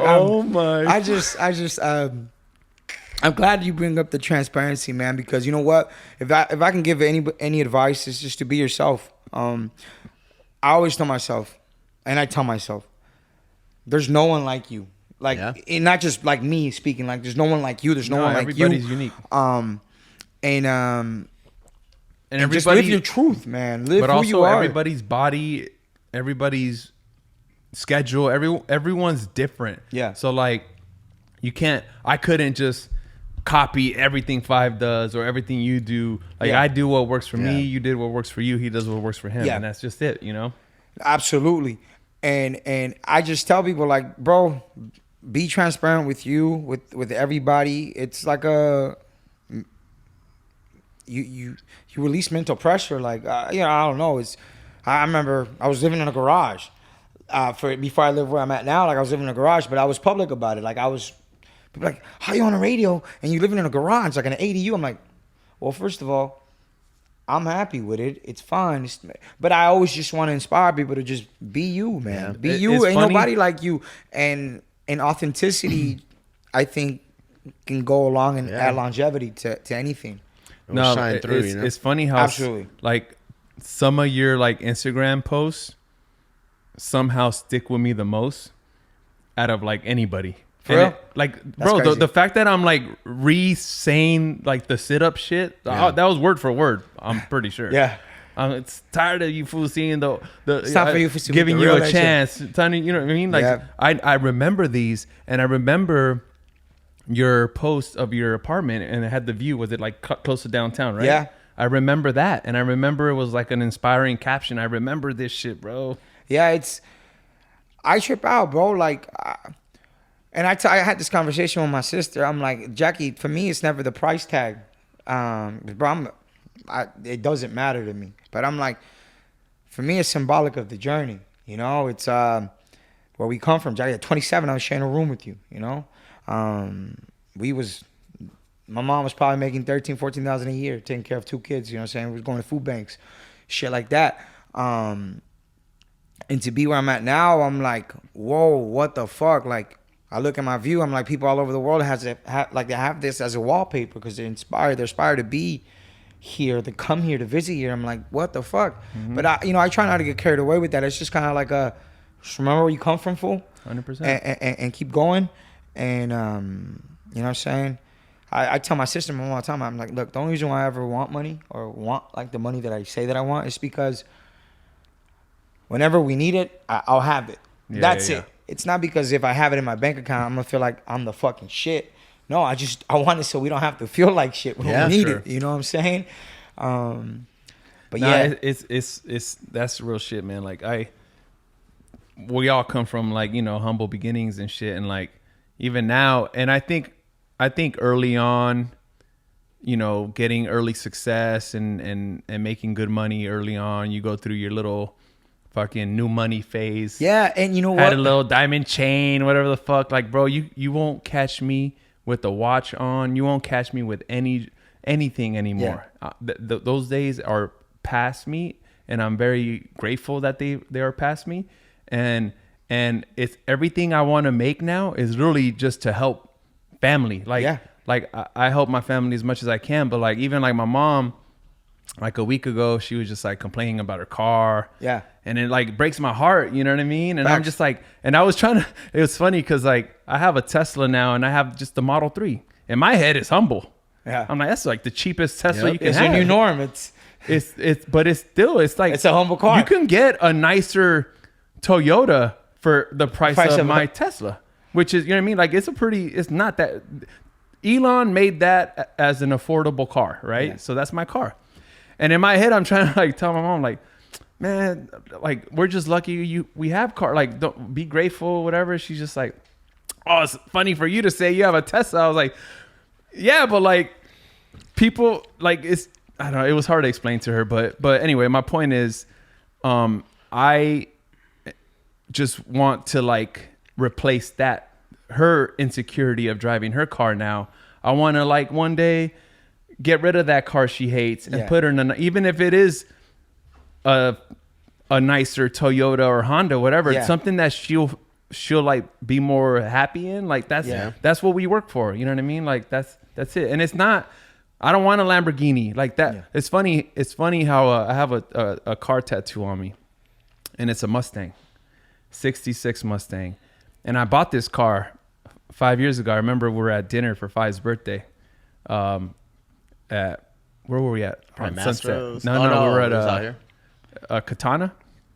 It was a rainy day. Oh, was it Jack in the Box? No, it was Suja. Oh, yeah, definitely Katana. It was Suja's Katana. And we were at dinner, and I left early because my car got delivered. Oh, yeah, I remember and that. I was like, I got to go get this car. I mean, it was my dream car, bro. Literally, my dream car. I bought it on eBay, and it was $17,000. That was my dream car. Yeah. Some people's dream car Ferrari is like $300,000. So you know what I mean? Like and everyone's dreams are different. I since sold it, and I at least got a tattoo of it, but I don't have it anymore. I think at this point for me, like anything expensive that I say I want, it's just to say and to prove that you can fit in it. That and bro, dreams can drive you to do anything and achieve anything. No, that's like 100%. That's just kind of like at this point I want to just prove that. That's 100%. Like if I buy it and then resell it or rent it out, like no, you got to get a taste of it. Like I said, I'm glad I got a taste of that stupid diamond chain early on, and that I probably want to punch myself looking at the old me. But like that's just, I'm glad I went through it. I wanted that. It made me feel good at the time, and like I'm glad those days are over. I recently bought a fake Rolex. But you know what? And this is my all right. Let me tell you why I have an issue with fake Rolexes. Tell me. I'm gonna tell you why I have an issue with a fake. I know. Rolex. Yeah. I know. This is the issue, bro. I know people that have a fake Rolex.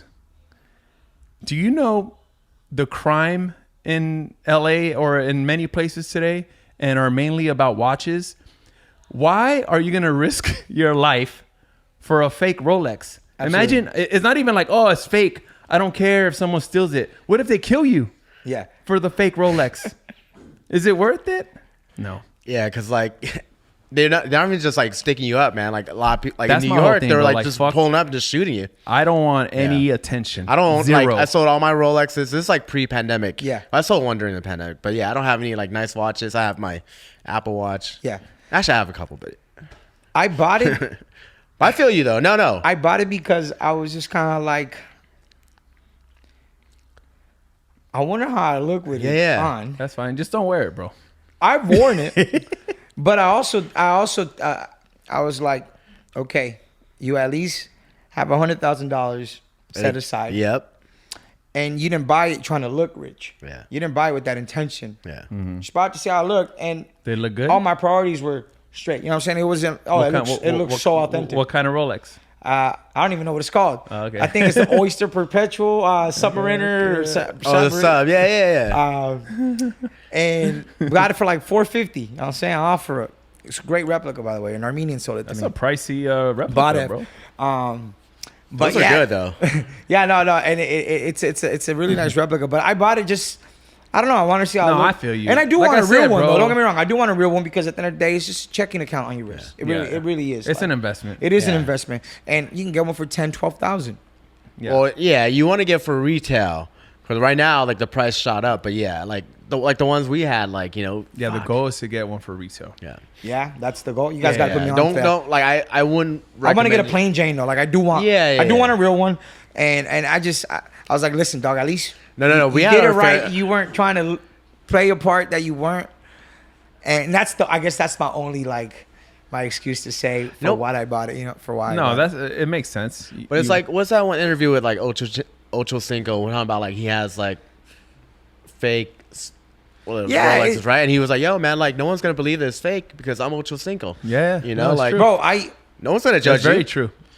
I live in a nice place now. Yeah. I have 2 cars.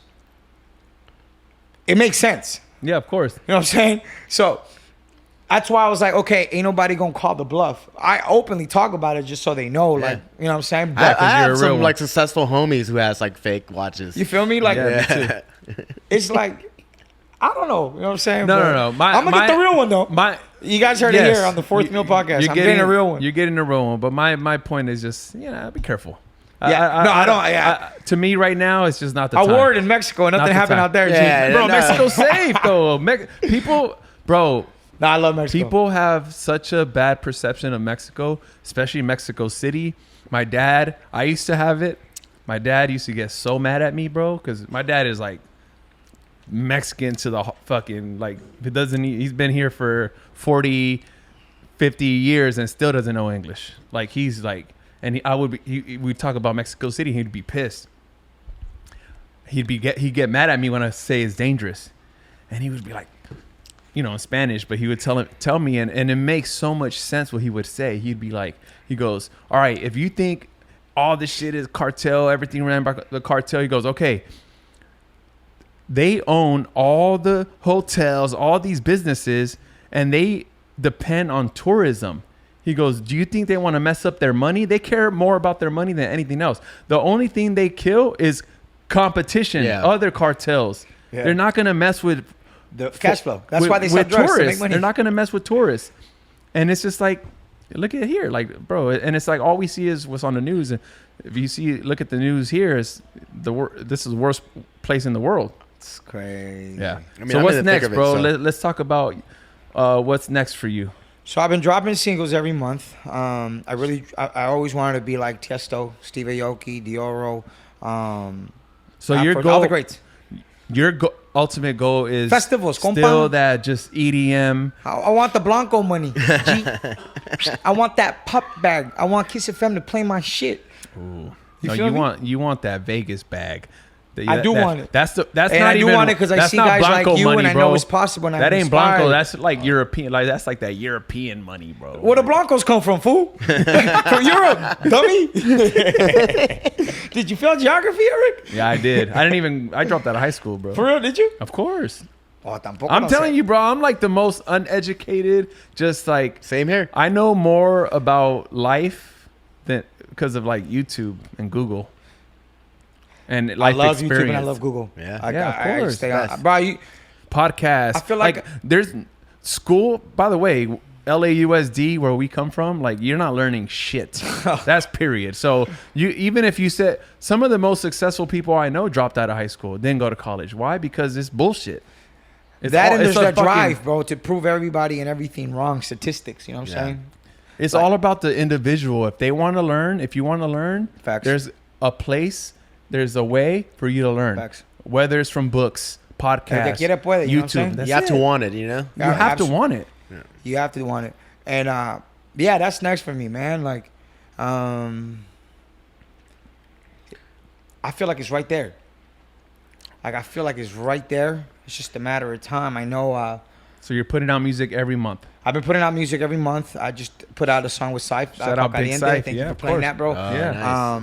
That record was inspired like It's a hot track too. I remember Ever hitting us. He was like, "Yo, Syph kind of low key went crazy on this beat." the inspiration was Pitbull. I always wanted to be like Pitbull. I admire Pitbull because of what he was able to do as a Latino, Yeah.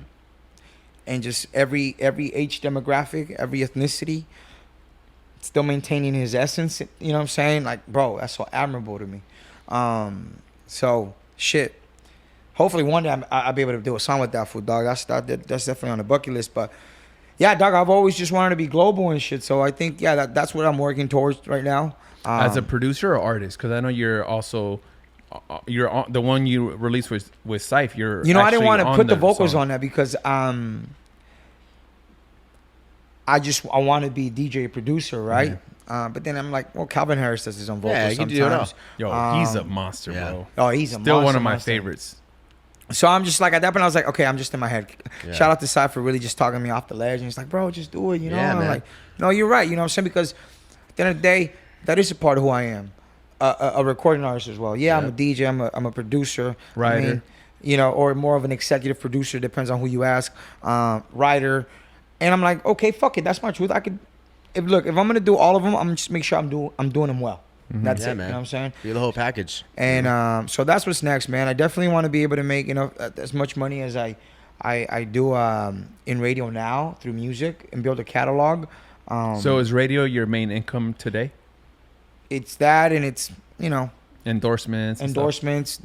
DJing for, like, you know, activations through, like, I was gonna ask you, like, agencies and stuff. well, what's your current like thought on radio? Like, I know I left radio. Yeah. I don't look back. I appreciate what radio did. It was my college.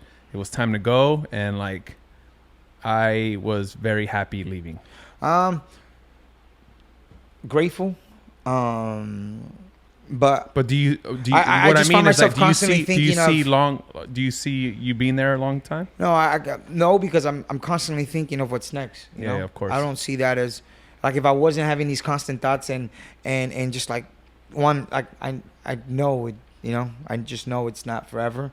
But I look at people like Ludacris, DJ Khaled, that had yourself as well. You know what I'm saying? Yeah. That started off for radio and ended up making hits. You know what I'm saying? Yeah.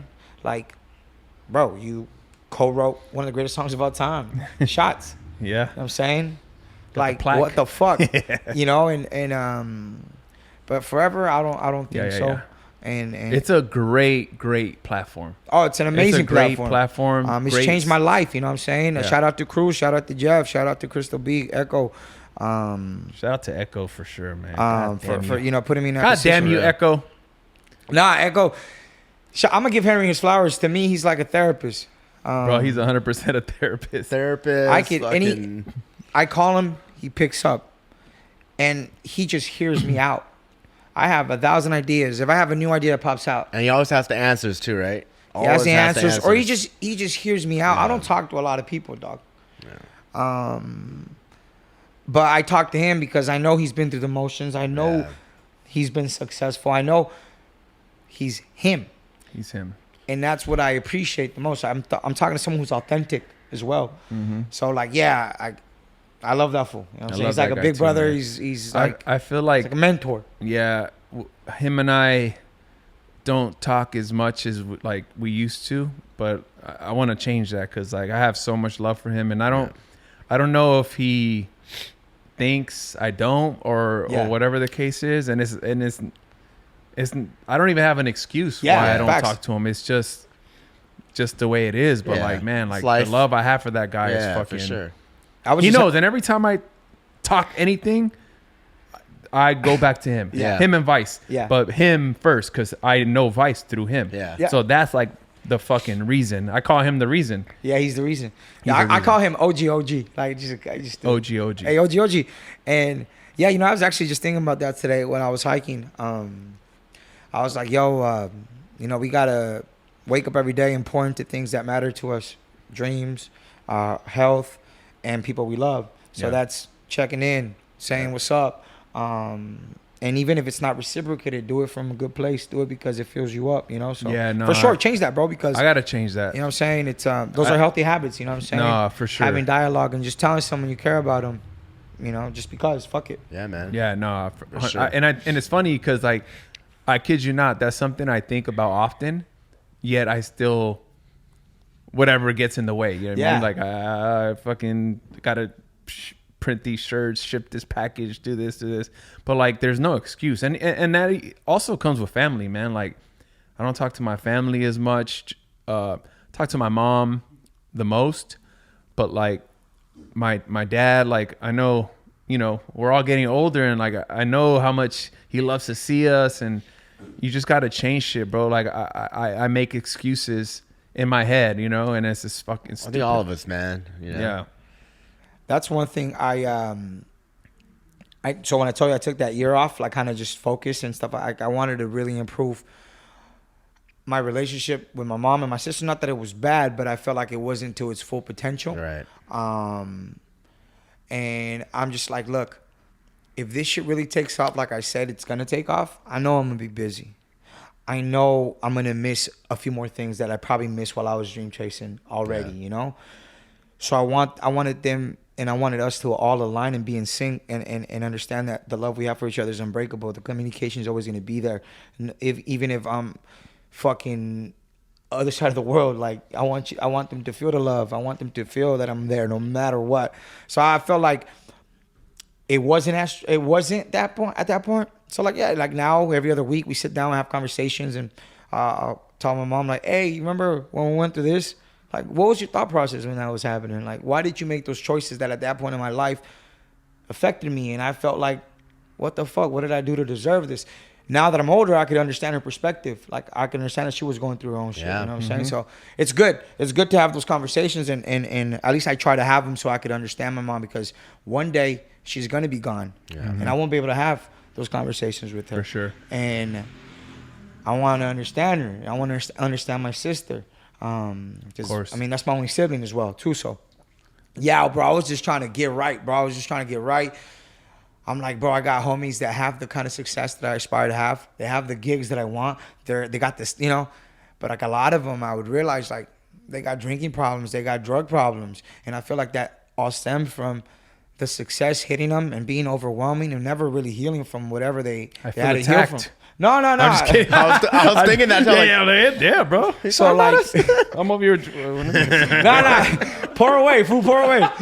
And I, you know, I just, my mindset is just kind of like, bro, you've been working so hard for this, like, don't let it slip, dog. I love it, man. I'm very, very, very proud of you, bro. Glad we got a chance to get to know you and fucking.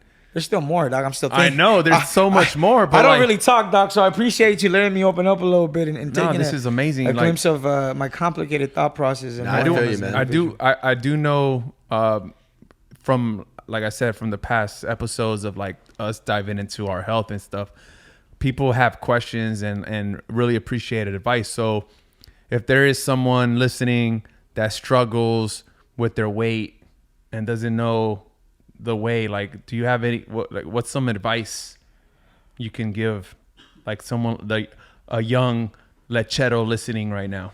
Chase consistency, and the results will come. That's just consistency, and it's really and consistency. mindset. Like you can't get frustrated with, like I said, that water weight shit will throw me off. But like if I just gave up off that alone, shit, I drank water and gained 8 pounds. I might as well go enjoy this cheeseburger. No, but that's for real, not, like, you know what I mean? Like if you just know, like, Yeah. all right, let's just stay focused. Yeah. Let's stay Set consistent. a goal. Set be a goal. consistent. And there's a lot of information out there. Yeah, just Google, read, bro. Read. Everything. Everything's out there. Whatever works for you, like there's just whatever works for you, You but just know? be consistent. If you find something that you like and you feel like you could maintain or do, run with it, but just be consistent. And you know what I'm saying? Be ready to put in that work, because it's gonna be work. It's a lot Everything of worth work. having is work. You know Yeah. what I'm saying? And like, bro, like even foods that are fucking successful and they're in shape, like you gotta like put in perspective, like, bro, that's admirable, because to have a busy schedule and still make time for you like that, dog, respect. I was listening to Respect. a podcast, which I recommend everyone listen to. It was with Ari Emanuel, I don't even know. which that one. is, you know, one of the biggest agents of all time. Ari Gold was based off of this Yeah. guy. There's Izzo sent me the podcast, Freakonomics or something. Actually, I have. Anyway, I have a bookmark. I'll share it on Instagram. This guy is, if you know the viral photo of like Elon Musk looking pale and fat like on a boat, That's from him. and there was another guy next to him with a 6-pack. That's Ari Okay. Emanuel, and he's billionaire, like multi-billionaire, insanely successful fucking agent, entrepreneur. His routine, you're gonna be like, this guy's a fucking machine. Wakes up at 4 a.m., wakes up at 4 a.m. just to like think and meditate, doesn't look at his phone for like 30 minutes, then works out for an hour, then he gets in a fucking ice bath for 30 minutes, then he does another thing for 40 minutes, then he does another thing. Like his mental health and physical health He prioritizes routine that. is like 4 hours long in the morning before I can go have my coffee and give my daughter a kiss or whatever. Like, it's crazy. This is fucking nuts. Yeah. You listen to that shit, you're like, bro, like these motherfuckers are billionaires, and like look at their focus and dedication. Like, what's my excuse? Yeah. You know? And I mean, you have to have that level of focus too and grind to get to that level. So it kind of goes hand in hand. But like, I guess what I'm trying to say is there's no excuses. Like, fuck it, make time. And I feel like it's important plenty of time to say that in the here day, you know? because typically a DJ's lifestyle is unhealthy. It is late nights. It is less sleep. It is travel. It is drinking. And it's a lot of It bullshit is- people It's a around. lot of Yeah. bullshit. It is It really bullshit, is, dog. yeah. Like, I don't really go out, bro. Hey, it's toxic. Bro, It's very toxic. I've seen it affect like the way I think, even when it comes to women, because you start thinking that all women are the same. You know what I'm saying, like, oh shit, or I know what they're up to, or because they might be beautiful, that they might act like the beautiful women that are at the club and shit like that. Like, it's just in general, bro. Like, It's toxic. I feel like there's a lot like people that go out, like they're just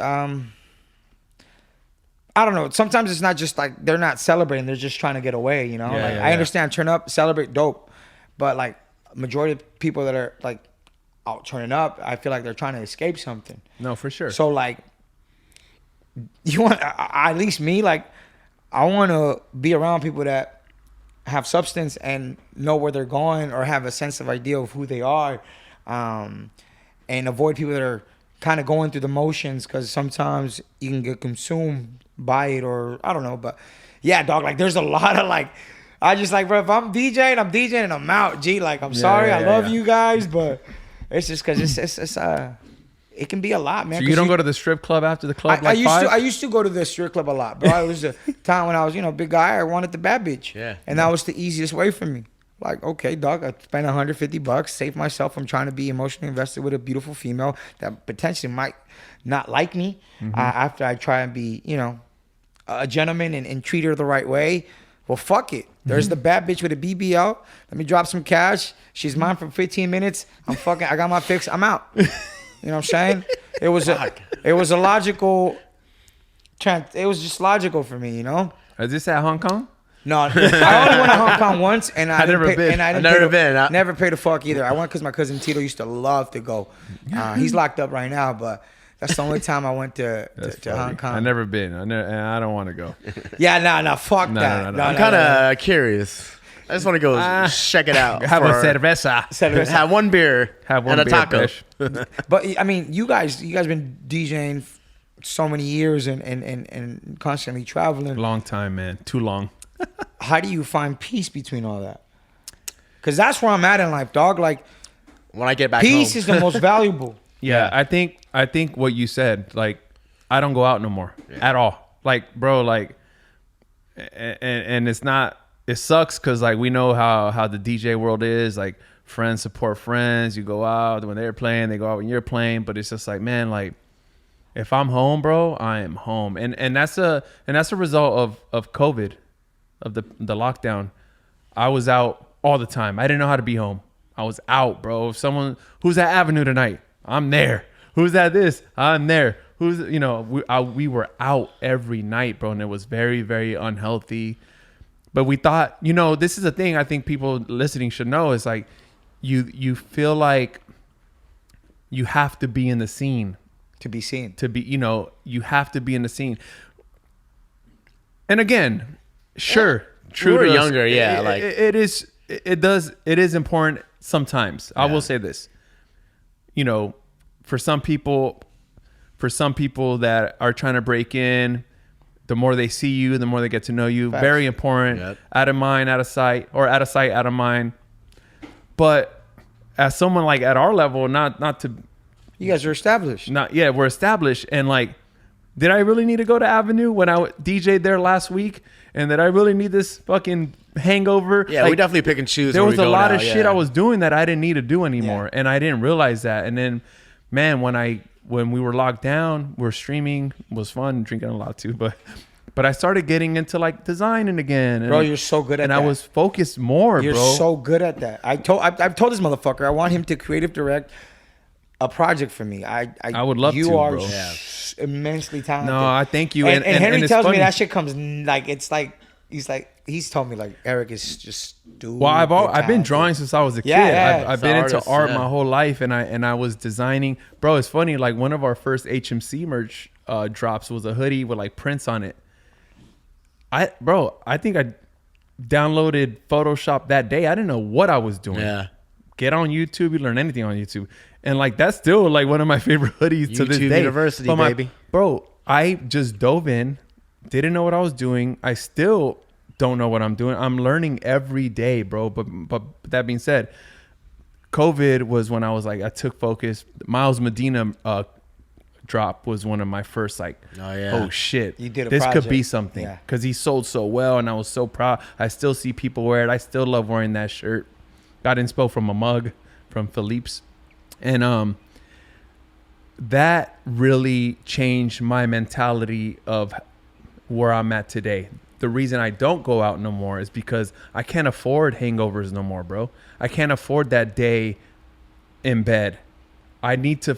You gotta I feel have productive. the office here in Hollywood with HMC. I have with merch drops all the time now. The Try It in downtown. Like one day of me being in pain fucks a lot up for me mentally. Mentally, it fucks up your pattern, your rhythm. Everything, bro. So like that to me is where I'm at today. Where like, okay, you know what? I have way too much to do, way too much to learn to be hungover and like going out and seeing whoever doesn't fucking matter. Yeah. Doesn't matter. And It doesn't matter. Because you know what matters more than going out is doing something productive That makes you happy. that's gonna get you to where you want to be. Because imagine the day after you going out, you're just dead, don't want to do anything, and then guess what? Your career just slows down. But imagine you don't go out, you get some good rest, you wake up, you record a song, you do a mix that goes viral, and next thing you know, you're in France. That's the shit that's important. Yeah. That's more important than the promoter seeing you. I got a hangover once, like at 27. Once? 28? Jesus Christ. And that I was get enough one for me once to- a week. That was enough for me to realize, yo, this is such a shitty feeling. I never want to go to this shit again. Bro, it's terrible. It's terrible. What the fuck? Knock it off. Next time you get a hangover, I'm going to fucking sock you in the face. You should have socked me. What's crazy is yesterday, actually. Yeah, you should have socked me yesterday. Fuck. I was at Marquee Sunday going crazy. Chingus. I was like the opposite after the lockdown. I'm actually wilding out. You was But wilding out? This guy is on a fucking like nonstop sequence. bender. but when I come back in town, yes, I'm hungover. But what gets me like through the week is the workouts. Yeah. So that we're back here working, doing stuff too. But yeah, but I like recover, work out, detox just to get ready for the next Let me weekend. give you, let me give you, how many days are there in June? 30? 28, 29. I don't know, dog. That's February, bro. June is what, 30? Hey, motherfucker. 30, 31? I Let feel me calendars. let me give you an example of 5 schedule. Oh, we're going 30. through. We're There's going. 30 days in June. He probably had 38 gigs in June. This motherfucker. This is what's crazy was nonstop. like 38 gigs. That's amazing. well, not 38, but he's exaggerating. But dude, this guy. Like I thought I hit my prime in like mid 20s, and then I hit it again in like the 30s, right? And like I'm in my 40s, and this year's The man's been crazy. because you know what it is, man. Like we were talking about, man. You look good, they pay good, they play good, whatever. Yeah. Yo, it really does work. Like I'm the fun guy, and luckily that I'm in like better shape now. You can keep up. I can keep up. Like I'm doing, like I don't want to do all-nighters, but it happens. It just sometimes the flights don't work out that way. But yeah, man, like, we all came out of lockdown with different mentality, like, mindsets, whatever. He went, the creative route, and I'm just like, yo, man, I love DJing even more now. I love DJing too, and I want to say this because a lot of people think I hate DJing. I don't hate DJing. I do not. And I thought I did. I thought I hated DJing until pandemic happened. Then we're streaming. I'm Yep. DJing more than ever for free, blacking out on fucking camera like a dummy. For free. But I love. There wasn't no comp bottles, motherfucker. Nah. You was paid. We're on White Claws. Nah, I was getting the Don Julio, Yeah, that's bro. right. Yeah, I forgot. Not only comp, getting You're paid. DJ ambassador. Hey, because I drink it and they pay me for it. PD Pablo. No, but playing whatever you want. Yeah. And having fun again was so needed for me, where like I came out of the pandemic and I was starting to do more gigs, and I was like, man, like, okay, I don't hate DJing. You know what's crazy? I hate everything else. The So- travel, the Yep. delays, the hotels. That's what I hate. So Cruz tells me like, you should just DJ on air. And what I Why tell, don't you? For that reason, I want to play what I want. DJing is my happy place, Yeah. bro. I stopped doing it for so long, that it just makes me happy, bro. Like, and I don't want it to feel like a job. All right, I got You know an what I'm saying? idea. You're gonna DJ on our radio show, Oh yeah. Fade University on Diplo's Revolution. You get to play all this shit because it's Diplo's channel on Sirius, and it's all EDM remixes, whatever. For sure. So you're gonna do a show. I'm down. What? Yeah, dude. I'm down. I'm down. I'm bro. surprised No, we you- never you'll have asked him to fun. do You the get to show. play your That's shit. right. I was I- just thinking about that. I'm so down. And like I'm very mindful of that. Now I have to. So I stopped posting workout stuff because like I wanted to reprogram my audience. I wanted them to know that okay, I just don't want to be the guy that got skinny. You know what I'm saying?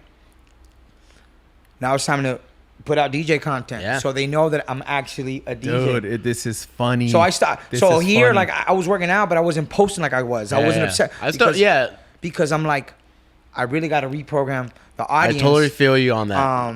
I would archive my posts bro, because at This that is point, funny. you know what I'm saying? I'm gonna tell you a conversation I had with Echo. The reason. This The is reason. This is early Instagram. Yeah. 2012. 11 My was- first Instagram post is 5. Yeah, yeah. And I've archived a bunch of photos, and I will always leave that one. It's it was just him. 2011. We're on the bridge, walking to Marquee or something, and we were like talking about Instagram. Like, He it's told like me the about new it, and I thing. downloaded it, and it was my first photo was 5. So what's this app that just posts pictures? It's so weird. And I think like my first like was like Ben Baller or someone. Yeah. Anyway, like I told you, I was like been painting since I was a kid, drawing, whatever. I had like a whole painting phase back in like that time, 2011, 2012, doing canvases. And I was very inspired by like the street art movement, Banksy, etc. And I, at this point, the explore page going like the popular page. Yep. It was not the explore page. It was the popular page. So if you know where you go to your Yeah. recommended shit, anything that was there because it got a lot of likes, Yeah. and it was there for a reason. Like 30 likes you would get on the Explorer page back in the days. Yeah, Or 'cause the, 30 the likes was- popular page. So I remember I would post all my art shit, and I would always get on every post would get on the popular page. Sick. Every post. And you feed off of that. I'm not gonna fucking lie and act like you don't like that feeling and it's not addicting. So Yeah. I knew what worked, and I would keep posting. And I remember telling Echo like, damn, I'm kind of having an identity crisis. Like, you look at my Instagram and it's all art. People don't even know I DJ, and I'm getting all these followers. I remember Jermaine Dupri and Chucky. Chucky was a big DJ Yeah, at the yeah. time. Hits. Well, he still is, but Still is. But like back then, it was like Marquis Popping. making dead crazy amount of money, and shit I Chucky and Jermaine Dupri like group texted me, and they're like, "How are you so popping on Instagram?" I had more followers than them. That's crazy. More. This is like they're swimming over me now, but like that's because of my art stuff, right? And I remember telling Echo like, bro, like a lot of people that follow me don't even know I DJ, and that's Yeah. like what I do for a living. Like Yep. I don't know what like it was like a weird, kind of like a depressing feeling, like Yeah. where I felt kind of fake. Like it's not fake because it's my art, but it wasn't what I do for a living, and I'm like, damn, I gotta like. It was a weird feeling, you know what I mean? So I think that's where you're feeling now, where like you don't want to just be a workout guy. Yeah. Like Yeah. you want to get Everyone back goes to through what that you phase, do. though, you know? You want to, yeah. And I think 5 went through that too. I was like the fat meme guy. I was making memes of myself. yeah, and I vines used to and make shit. memes all the Yeah. time. Yo, like, and I like came to like a point where I'm like, all right, man, like, do I want to be like the meme DJ guy or just be like a DJ. Yeah. And I archived everything. Like I'll leave like a few here and there that got like, crazy likes, whatever, just because a little flex. But yeah, like honestly, like I only have like 300 plus posts on my IG right now. I every year archive my shit. Yeah. I go to 0 every year, top of the year. But like, straight to 0. Yeah, straight to 0. But like, see, with you now, like you found a way to make those things coexist. Your DJing and your art. You got the HMC stuff. You constantly do designs, and it's for the DJ community. So it's a way to kind of like exercise both. All like ties in, yeah. I'm aware that people are forever gonna know that I lost 150 pounds, and I also want them to know that I'm a DJ producer. So what I'm doing is I have a record label that I'm gonna launch. It's called Hits Only, HIITS, Hits Only, and I'm gonna be signing singles that cater to the fitness community. That way, I promote music and fitness at the same time, and it coexists with my new life, though. My new way of thinking. So like, yeah, bro, like I'm trying to make it as like Zumba. Like I want that music to get placed on like Tono, Peloton, and shit like that. You know what I'm saying? Because the fitness community is really, really big. So look out for Hits Only. We should actually. I'm hosting Barry's boot camp in like August. We should actually work on something. Maybe like debut like a single or something. Let's do a single. And Yeah, we'll put it out through Hits Only. yeah. Let's do it. I promise you. And then we'll get. Like, shout out the homies over at Spotify. They always show me crazy editorial love. So, like, they put me in, like, on the Latin cardio playlist and stuff like That's that. dope. So, the fitness community, like the That's Sorry a for the huge You know community what too. we should do? The Sorry for the Weight project, bro, it took a year for it to kind of pop off. Yeah. But people gravitated to it because of the vocals. I'm telling you.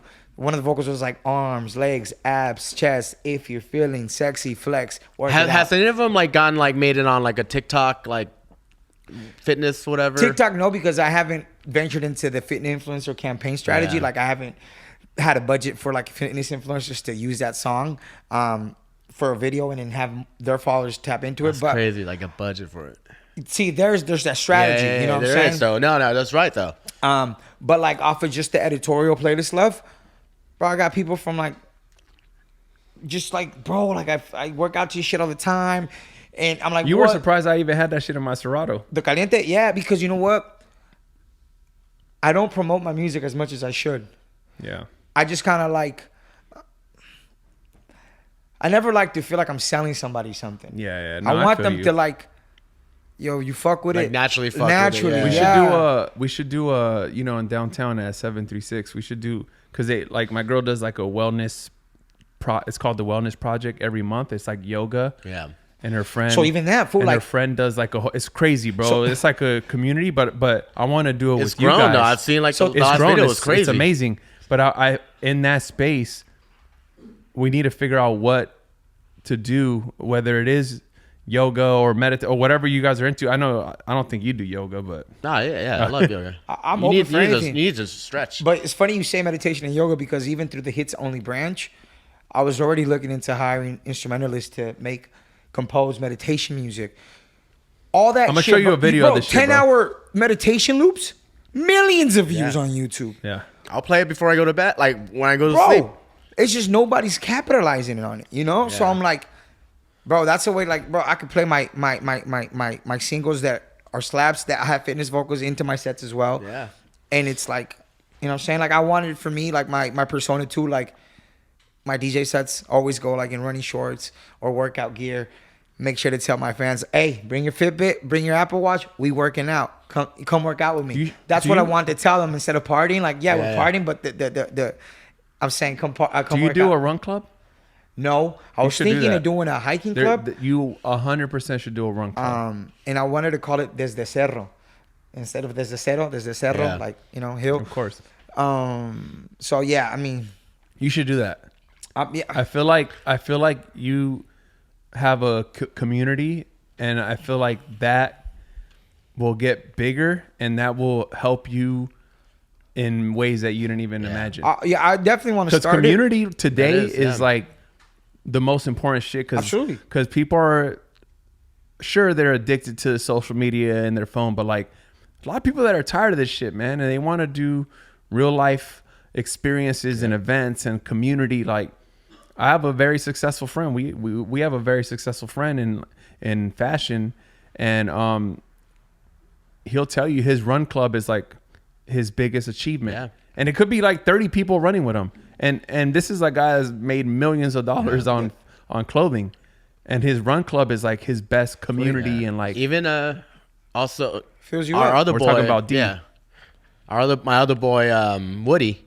Yeah. He has a clothing brand called, Oyster. And during shutdown, he pivoted and kind of like started a hike club. So it's like became Oyster Expedition. Dope.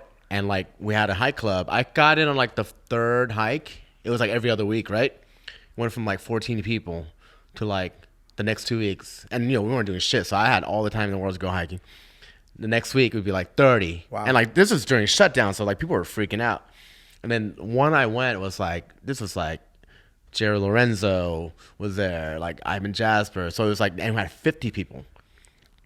I'm kind of sad I can't hike with them anymore because I'm gone on the weekends. And because of the hikes, like he's in Paris doing like a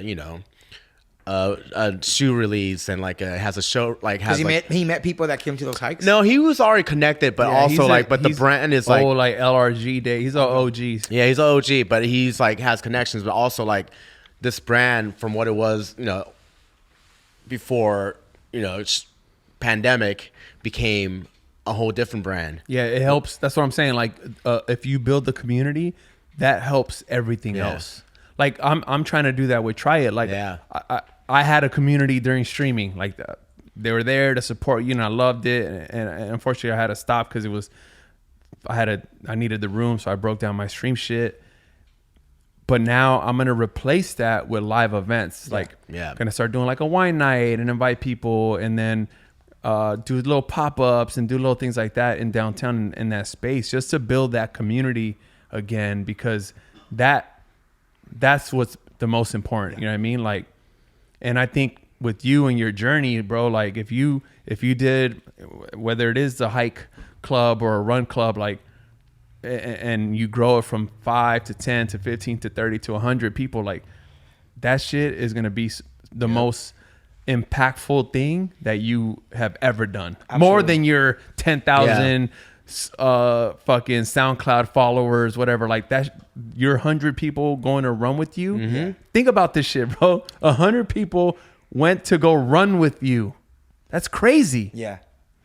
No, yeah, like I've thought about like hosting hit classes because the brand the label's gonna be called Hits Only, and the intention is definitely to build a community through music and fitness. So like, I do want to do community work, and I do want to build something where it's like I give back and I inspired, and then have that direct communication, not just online, So yeah, I've thought about it. So in due time, I just like I don't want to overwhelm myself and get distracted. Of course. I just like I want to feel like I get to that one destination and then it's on to the next. Like there's nothing wrong with wanting to do so many things, but it's just like That's my problem.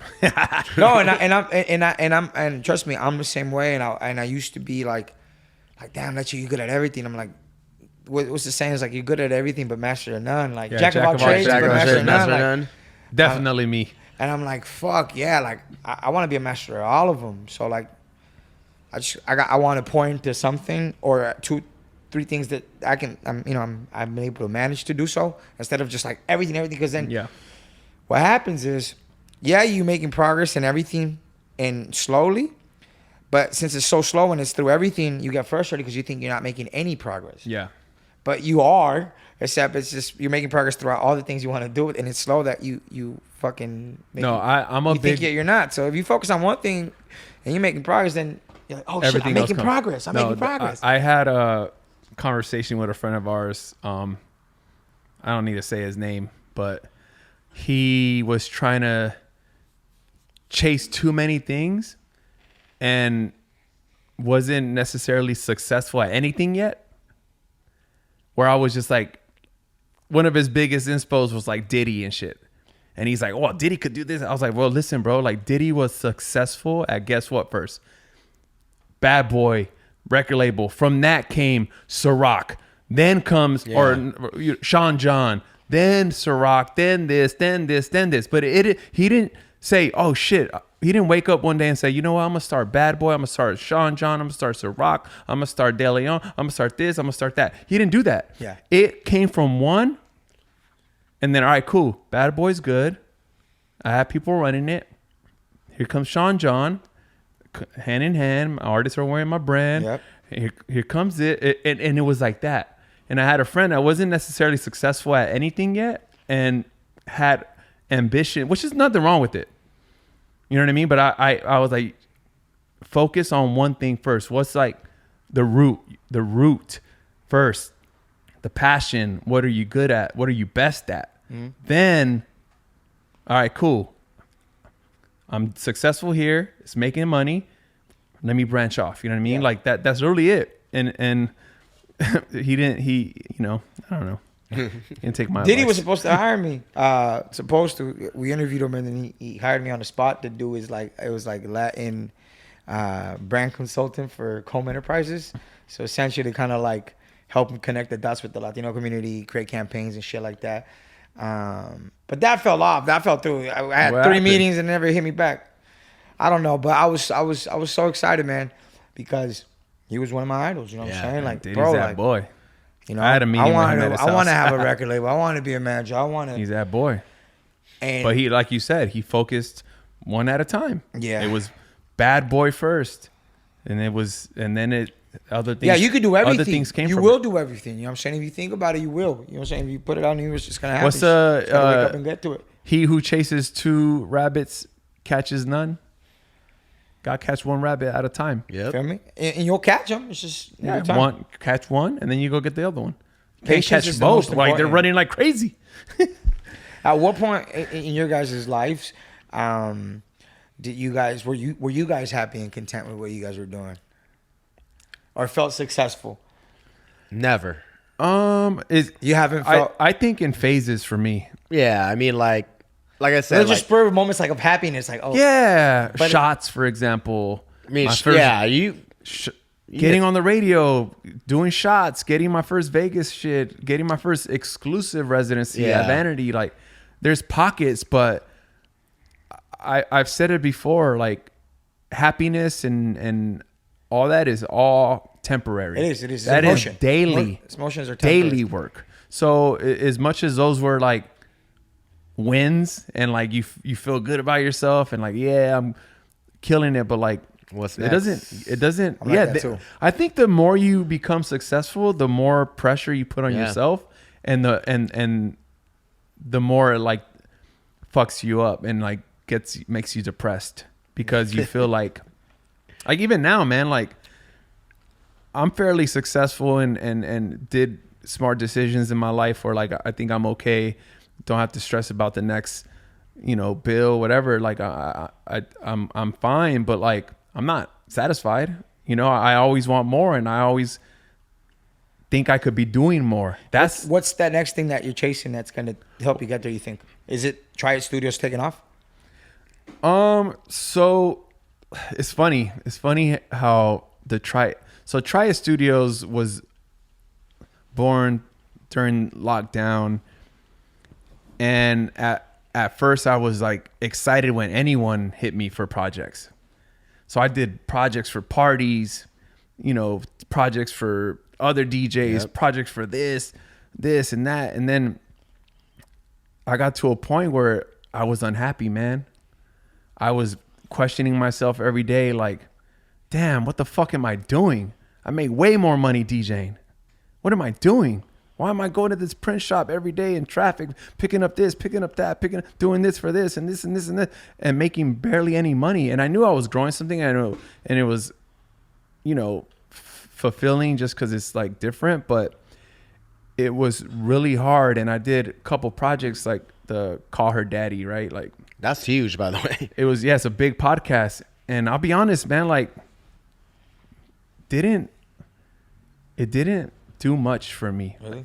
Call Her Daddy is a big podcast. Yeah. And Bella, Scratchy's girl, posted a billboard of my merch. Sick. Oh, wow. On That's Sunset. crazy. And I was like, oh shit, where's this at? Just curious, and she goes, "Oh, it's on." I think she said Sunset or something, or Hollywood, right here, great location. The old me would have drove there and took a photo and been proud to see it.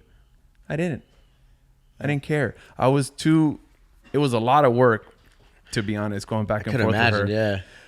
Yeah. So these guys know, because if you see the shirts hanging, but I was kind of like that guy chasing a lot of rabbits, meaning projects and this, and I was driving myself crazy. A month ago or 2 months ago, I said, you know what? Let me refocus. Try Studios doesn't have to be open to everybody. Yeah, it's a studio and I don't want it to be a brand. I want to work for other people. But who do I want to work for? My shit. Yeah. So HMC, my brand. Try It Records, a couple of my things. And then D Murthy is a guy I work with a lot. I do his podcast stuff. I just want to work with that. So I'm working on way more like HMC merch. Just stuff that's going to help my shit grow. Yeah. Instead of doing shit for other people that don't even appreciate the shit. I did shit for people, bro. And I'm like, what the fuck am I doing this for these people? They didn't even appreciate it. Yeah. Not even a thank you. That's crazy. Like, for real, bro. And like, I'm driving to South Central and Compton to pick up shirts for this guy and this girl and this. And it's just like, I get nothing, bro. And I'm like, you know what? Nah. So right now I'm focused on, yes, Try It Studios. I want it to grow, but I want it to be more, I want it to stay a passion project, if that makes sense. Yeah, for sure. Like I don't want to like it to be a job, and I don't want to hate it. I don't want it to get jaded, bro. Like the way club and traveling did, you know, like just being honest. The way radio did and why I left. So Try It. I want to focus, build stuff, meaningful stuff. I would love to take on projects that I'm passionate about. I would love to do something with you. Like I would love to just do things and be proud of it and see people wear it. Like, to me, when I see people wearing my shit, no one in here's, well, Scratch is wearing my hat. And he's wearing a patch I made. But like, that makes me so happy. You're wearing, actually, shout out to Boogie. Boogie designed that one. Boogie. Thank you. Boogie B. It makes me so happy to see, you know? So that's kind of like where I'm at. Focus on this, make stuff for Try It, but for brands that like are meaningful to me, not just taking on any project that just because it's there. And still DJ a little, you know? And I want to start streaming again, just because as much as like the shit is draining and like it is a lot of work, but like, dude, that community, bro, it's really great, powerful. Yeah. It's They got us, powerful. So I want to start streaming again. And it's funny because a lot of people I know like my stream because like you can monetize and it's good income, whatever. I started Try It Records, and guess what I do, bro? Stream, and I'm like, yo, I'm streaming here because you can't sub to my shit because it's not like affiliate or whatever. And I want to play music for free, for fun. Yeah. I don't need your money. I don't want your money. I just want you guys to come enjoy it. Gene was in here, Gene Hove. We streamed for 2 hours yesterday, and it was just like, you can't subscribe. You can't even give us money. Yeah. That's crazy. And I love that, you know? So that's kind of where I'm at. I mean, like That was like a 3-hour answer to your question. That's a great answer. I'm keeping mine short. Same answer as last week. Just keep traveling, making people happy. Raw up some randoms, add to the body count. That's how I'm gonna roll. I like it. I'm not mad at it. Well, yeah, man. Thank you so much for stopping by, bro. I know it's funny. I think I hit you with that today or yesterday. No, but I thought it was crazy because I thought about that too because you guys just posted something today with your on the bridge. Not even the bridge. It was like the side by side, like before and after. I was like, oh shit, he was a big boy. And literally 5 minutes later, like in our chat, Lechero, I'm like, oh shit.